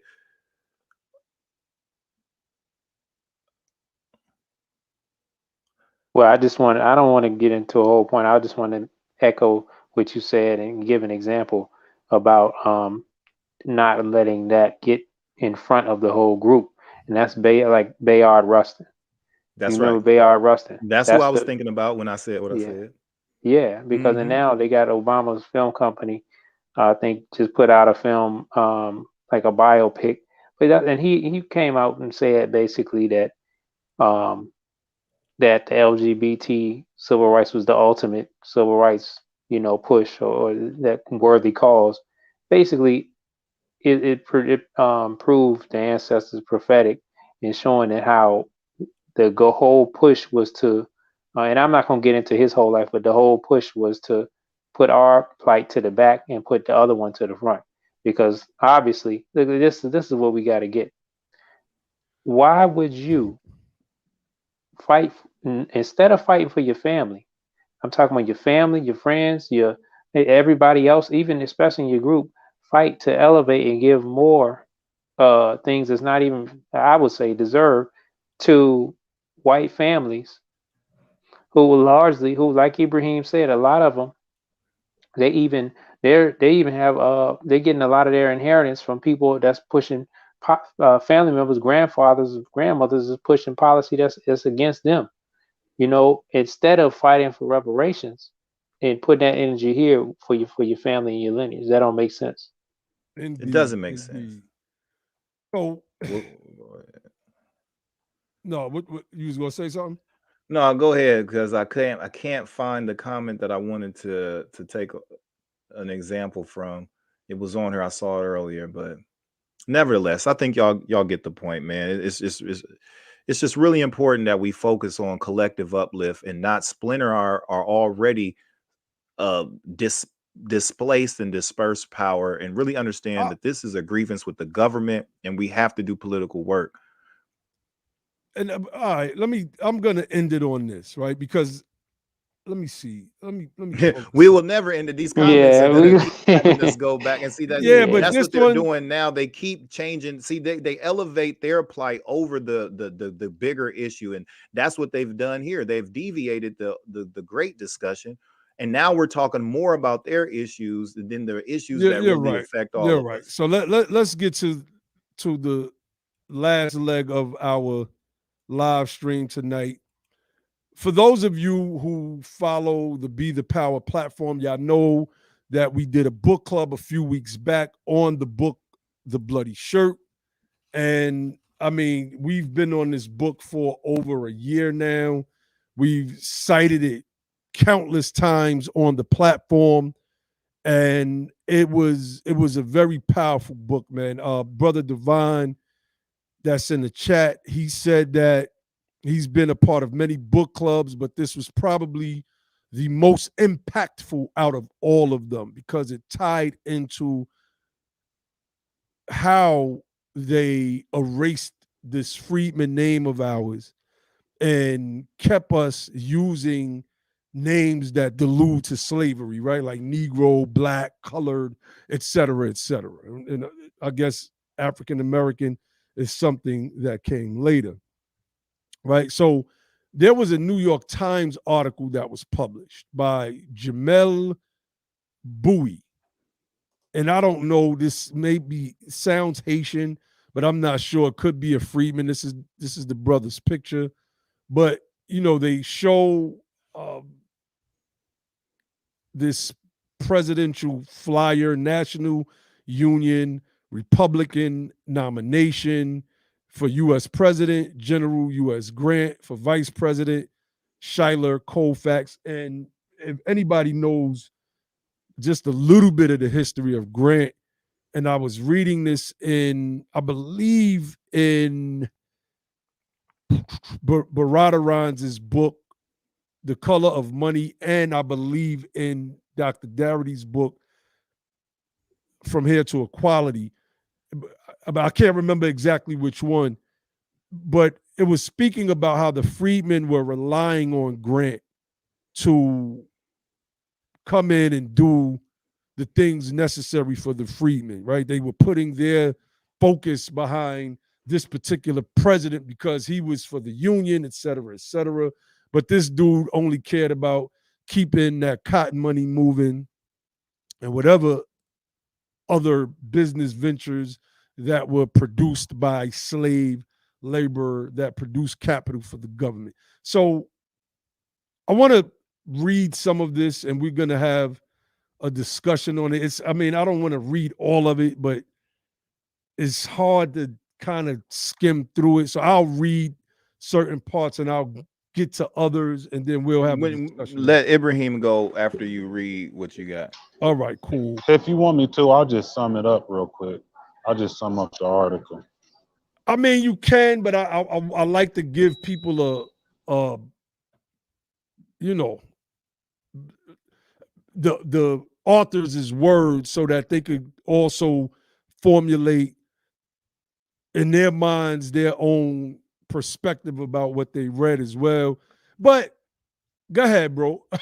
Just and while you're doing that, I'll skim through and see what else I can pull out to probably camelback off of what you're saying.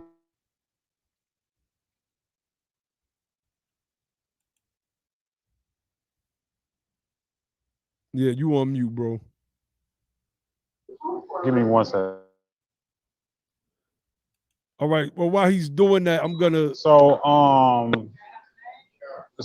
just like BTP did about a month ago, they did a book club on the bloody shirt. And the bloody shirt is basically a political strategy coming after the Civil War, going into Reconstruction.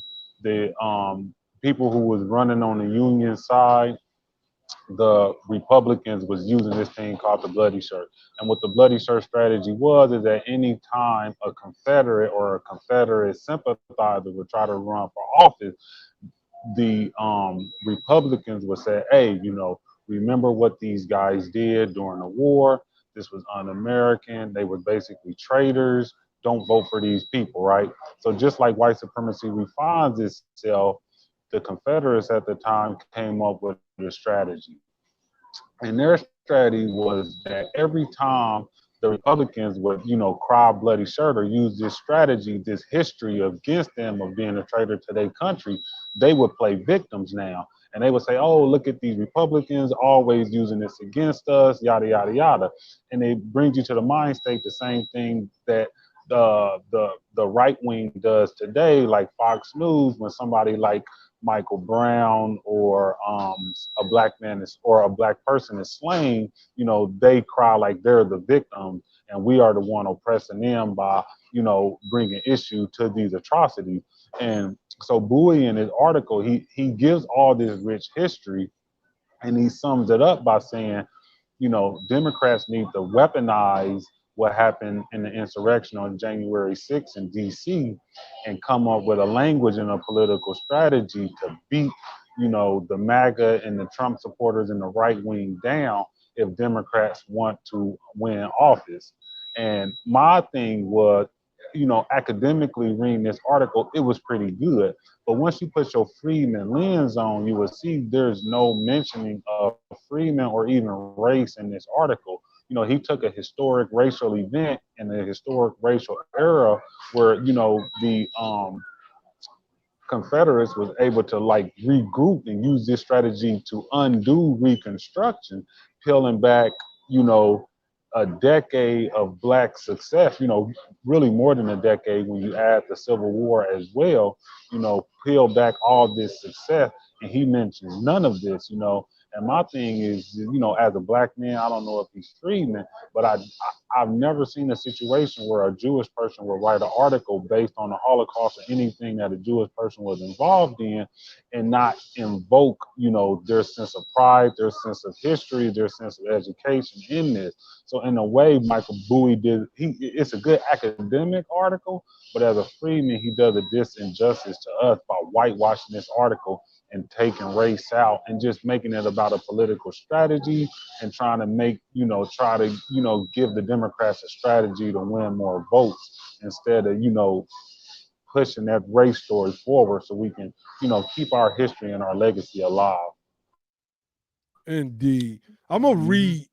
Let me Hey, read the when last. you're done with that, can you actually give the listeners who may not be familiar with the history of the bloody shirt, can we go into the book and actually let them know what the bloody shirt is about and what it is? Definitely. So I'm gonna close this out after I read this. The lesson here for the president is straightforward. Democrats who want the Republican Party to pay for the events of January 6th, to suffer at the ballot box for their allegiance to Donald Trump, have to tie those events to a language and a narrative that speaks to the fear, anger, and anxiety of the public at large. They have to tell a story, and not just once or twice. They have to do it constantly. It must become a fixture of the party's rhetorical landscape. And yet, while emotional appeals can move voters, they cannot work miracles. Even the strongest message can't turn lead into gold. And there's no rhetoric that can make up for poor performance on the job. A bloody shirt won't save a party that can't govern. So I want to go back to this picture. And like I said, I don't know if this guy's a Freedman. He may be Haitian. I didn't look him up prior. Usually I do. But this argument shouldn't be made by a black man that sees the plight of black Americans in a downward trajectory, right? Economically, socially. If you look at the inner cities all across the United States of America, crime is hitting record highs all over America. And we believe that you take the time to wave a bloody shirt about the article produced by the Guardian based off of the report that by 2053, the black median wealth in America will be at $0. That's what we need to be waving a bloody shirt about. That's what we need printed in the New York Times. So in the book, The Bloody Shirt, basically, there was a man that came down from the north, white man. He came to teach freedmen children, educate them. That was a part of the job of some of the people that came down from the north, some of the abolitionists. And the Southerners, they went and they knocked on his door and they beat him. I mean, they beat him halfway to death. There was a report that said that one of the Republican, I believe, senators had his bloody shirt and they were waving it on the House floor as they gave this impassioned speech of why Northerners need to get more involved in what's going on in the South. I'm just summing it up. And what the Democrats did, who were the conservatives at the time, the people who are today's Republicans, they reverse engineered the bloody shirt narrative and used it for their own will, basically. And they were able to wave the bloody shirt in a different direction and paint themselves as victims of Northern aggression. And this is how they riled up their people. The same thing we see with January 6th. The election was stolen. And so we have to go organize and march on the Capitol and then go raid the Capitol building while screaming, "Hang Mike Pence." So that's basically what the bloody shirt is. And that's why we did the book club on it. For those of you who have not seen that episode, go through our videos. Matter of fact, I'll post a link in the chat to that video so that y'all can watch it after this stream is over or at your earliest convenience. So, Brother Logic, you wanted to speak to that? Yep. And I just want to say, man, family, I know sometimes it's harsh with the way we present information because it's not, don't take it personal though, family. It's really just that serious. It's really that serious, right? And what we see now with everything that we covered, even with this last piece here, you see how America is trying to do race avoidance, right? They use every issue to avoid addressing the race issue in America. And they do it very sinisterly, right? Even like from this article, they're trying to use our story. The bloody shirt story is rooted in the Freedmen history, right? So they take out the Freedmen, they take out the racial component, right? And then they turn it into a alley-oop for the Democrat Party, right? So they take our issue and say, look, let's use this for the Democrats, right? Not let's use it for black people or anything like that, or for the Freedmen, right? Let's use it for black folks, right? We see the special interest group, right? They're doing the same thing. Let's use reparations and wealth gap. Let's take all the Freedmen issues and let's use it for our group. We see the immigrants with via the Democrats' help. Let's do the same thing. Let's give them reparations. Like we were the real first group of refugees in this country when we were forced to abandon our states of origin and flee to the West and to the Midwest and to the East and all throughout the North. We are the first refugees, right? But we're the first poverty victims, the first homeless victims, right? All of that. Everybody uses all of the issues that are historically baked into our lives in America and uses it to get things for other groups, but the targeted group that all of these atrocities were visited upon. That's the connecting line here. That's the theme. Everybody's robbing us of our legacy, and we have to coalesce around each other and fight to protect that. We have to do it, family. And everything that we've done here, and like it's a real act of providence what we're doing here, family. Everything that we've talked about has popped up in the national media. I don't know if people at Washington are listening to our program or what, but we've been talking about this Freedmen thing. Then you see Maxine Waters talking about Freedmen in the Cherokees free and the Indian Freedmen, getting justice for them, right? And she's a Freedman herself, right? Maxine Waters is at the she's at the head of all of these nefarious plots, right?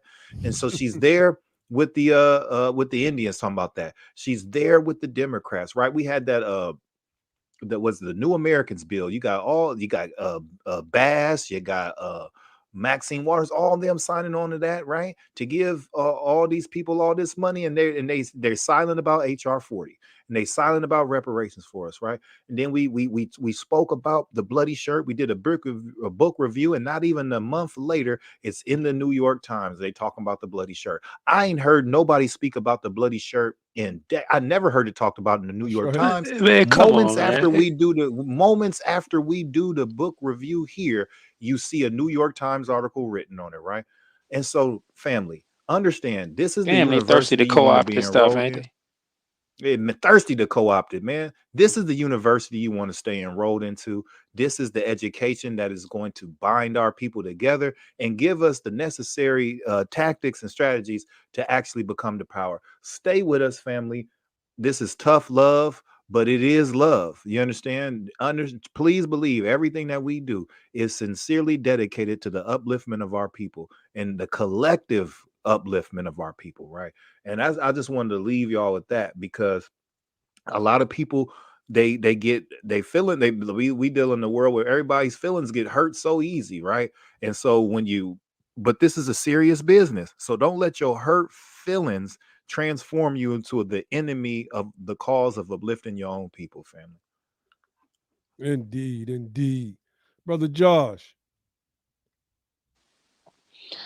Yeah, man. I think when I look at this, Maxine Waters and I think it was Joyce Beatty, um, it's and all of it, even the article you just pulled up, it just like shows you how you don't have any power, Yep. because I don't really want to say these people are so um, void of any type of thinking about their own group. Like they're so prideless, and so they really want to do zero to uplift the group. I really, what it is they're so desperate to remain in power. They're so desperate to, you know, and having to be put in a position where there is no power in the state of California. There's no power in any of these states. There's no power in any of these states really in America, because none of for Freedmen, because unfortunately we were run out of the states where we had power. You read it. We're talking about the bloody shirt. It's like when I see people bring up the bloody shirt, if you're not talking about Freedmen, if you're not talking about that story, that's like you using that's a trope. That's a racist trope. That should be like somebody using the story of the Holocaust to talk about, you using the Holocaust as a metaphor or something like that. Like, no, like you shouldn't even get it. You shouldn't even be allowed to do that. You shouldn't even be allowed to talk about strategy that way. How you can take the strategy that things that were being used to oppress freedmen, and turn them around and without even mentioning freedmen. That's like extremely disrespectful in my opinion. So when I see things like that, I'm just saying that people are so desperate in their little silos where there's no power, and and being F1 is not really going to get you anywhere. It's going to have you hungry. But the solution to that is to get back to where you can have some power, and you can be creative and say whatever you need to say for your people. The only way is to go get back to the South. You got to go home. I was having a conversation with somebody earlier. You know, yes, there's already somebody mentioned it. Actually, it was on a Facebook thread. Somebody said, "Well, we tried that already. We already tried that strategy. Been doing it since the '90s." What are you talking about? There's never been a concentrated effort for us under the intentionality of going to get state power. Yeah, if you get a whole bunch of black folks to go, and we trickling in because people going home because their parents are getting older and they need to go back to be with their parents, or the cost of living, they got priced out of California, New York, or wherever they living at, right? They got priced out. They trying to buy a house, and it's better quality living. It's cheaper. You're not in icy conditions. all of these type of things. You get to be a black in black neighborhoods and etc. Right? Yeah, those people going to, let's say, a Georgia without any type of intentionality, the same type of intentionality that the hippies did and used when they went to Vermont and installed hippie government. You know what I'm saying? If they're going back to these places, trickling in with no political education, no intentionality, yeah, you're gonna find that they're gonna just vote the same Democrats, vote blue, no matter who, right?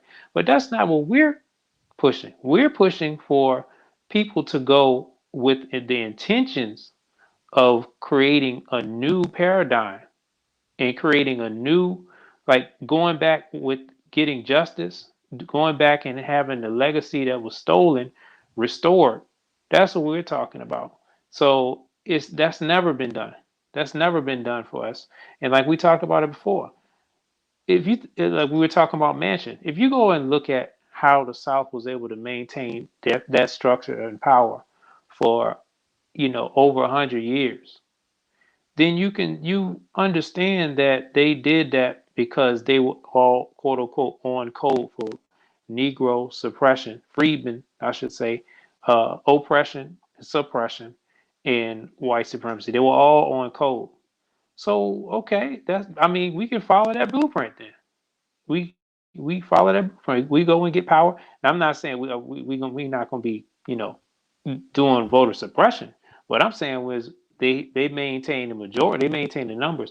Yeah, y'all gotta read that bloody shirt book because you can read the Indeed. shirt, read how they was talking about we gonna kill. We only 40% of the population. We don't have we really don't have a chance to to win this election. But we gonna control this election. We gonna what is the language they use, Naheem? They said we're gonna hold the vote or something. They said they made it happen. They was killing in the street. They just did enough terror and killing to Oh yeah. scare anybody from going to the polls. So man, look, that's what we talking about. See, if we had that, you wouldn't have people like Maxine Waters and Karen That's right. Bass and Joyce Beatty all scared to doing all this kind of weird stuff. And if they did, guess what? They have to be accountable and they be out of office the next term. So That's right. that's what we talking about. Let me pull this comment up real quick. I want to pull Baruti Katimbo. What are you prepared to do if Mzungu white stall tactics prevail in the U.S. government with the wishes and sentiments of the mass Mzungu population decide that they are unwilling to give reparations? Right? Well, Well, hold he up. must have First, I just I can joined. say, He hold must up. have just joined in. First is Mzungu. It's Mzungu. It's not So I could tell. MUZ. I could tell. This is probably a Pan Africanist this or something Yeah. like that. Yeah. He's probably a freedman because if you was Mm-hmm. a Kiswahili speaker, it was MZUNGU. And not and there ain't no shot at you. I can just notice that because I know a little Kiswahili. But go ahead. Now we're talking about the pathway to power right now. And if you go back and watch the beginning of the program, we pulled up a comment by Brother Divine saying that what happens if we have a Freedman version of Joe Manchin in the Senate right now that can hold everything? We can get what we want. We just have to be ready to make the proper moves so that we can get it. So Yeah, I wouldn't have even like, I don't even know with that type of name and the misspelling of all of that. I wouldn't like what business. Who are you? Who are you? What business of it is of yours? I don't even know who you are. Are you an ally? Are you a freedman? Why are you so concerned? I don't understand. Are you even in America? Who are you? I don't get it. Your avatar got pictures of giraffes and all kind of. I don't know what. That's not in America, bro. So if you're not even in Safari? America, Ain't no yeah. So safaris that's in America. I don't know, man. It's none of your business, bro. But anyhow, right? I just want to say a lot of people get this too, like, because the whole acronym hashtag community is we still kind of weaning the community off of a lot of that. Like, we're not descendants of freedmen. We are descendants of freedmen, but we are freedmen. You that's right. understand?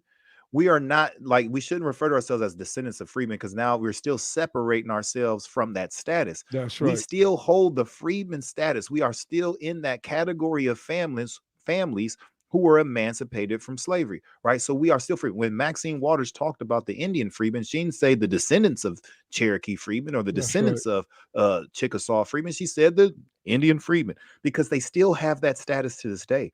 We still have that status to the day. We're just the only people that don't know it. And we're trying to teach it to you every day and every time we come on here. We're trying to get you to understand your category in America. Our families have a specific category that the United States government has made a congressional commitment to. The history is long, the debt is outstanding, and we still have that status to this day. And until you are walking fully and proclaim your freedman status, you really won't understand the fullness of who you are in America and what your role is politically. Indeed, Brother Ibrahim. If you're freedmen, the answer is simple. It's you just do what your ancestors do. You die fighting. You know, freedmen are fighters. We come from a warrior people. We don't get on planes. We don't migrate to other places. You just keep fighting, and you'll eventually see victory. You know, Right. Malcolm said it best. You know, the mainstream media have you loving your enemy and hating your people, and like part of this conversation has been as backward. There was a time I was in Atlanta. My truck was down for about a week. I was on the southwest side, and I was walking back and forth from my hotel to like Burger King. And one day, I was walking back, and I was almost to the hotel, and somebody swerved in the parking lot and pulled up on me and started catcalling me, right? A black man. And at the time, I was so vulnerable. I was so weak because, there's laws to protect me from defending myself physically in that situation. If he would have, got out the car and tried to, approach me. The laws protect him. The laws don't protect me. So I would just say to people that, we are the unprotected. We are the vulnerable. We are the ones there's no laws for that's being enforced on the book. And that's why we have to get back to that freedman status. It's funny because when people, think of these situations, they always put, freedmen or black people in this upper socioeconomic, social, political class where we have some type of power to marginalize other people. That's not true. Our political strategy as freedmen people is inclusive to all freedmen. You can't go to any other group and see where their political strategy is inclusive. Theirs is exclusive. Even those freedmen, LGBTQ communities that, are a part of other groups, when you look at their political platform, it's not inclusive of all freedmen. It's not inclusive, it's inclusive of people that within that group and, those that stretches to, other groups who align with that sexual preference. So I would just tell people, this is a family upliftment thing. And like Logic said, this is tough love, but it is love. And when you come from a family and you're doing family and community uplift politics, sometimes if you got enough food on your plate, your mother will take a little bit off your plate and give to your brother plate so he can eat. Don't take it personal. It's about community uplift. And I'll just end on that note. Indeed, indeed. So, family, we had another powerful discussion tonight. Make sure if you didn't hit the like button, hit that like button. We may come back on Thursday night. It all depends. If not, we might come back on Sunday night. So y'all be looking out for that. Again, make sure y'all visit the websites, bethepower.org. Go, not just read that 12-point program, absorb it. Make it a part of your talking point. We got a cash prize for the first person who can memorize all 12 points of the platform and spit it verbatim. That's right. That's right. Because, those 12 points addresses our remedy in the form of, the history of our freedmen plight here, whether it be state sanctioned domestic terrorism, or we speak of deconfederatization, our public subjugation. Michelle We even talk Alexander's about book, The New Jim Crow, highlights that. we talk about how the medical industry has terrorized our sisters, right? That's At right. almost the same intensity that the police agency has terrorized and murdered our black brothers, right? Everything's in that platform, family. Everything is in there. I mean, constitutional violations. We are constantly being violated since really since slavery. We were never supposed to be the property of men. State laws made that stuff legal. White mob violence. The Ahmaud Arbery case is a clear example of today's version of white mob violence and state oppression. Right?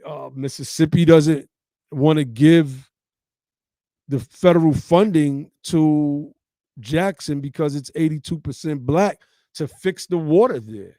They got poop coming up in people's yards.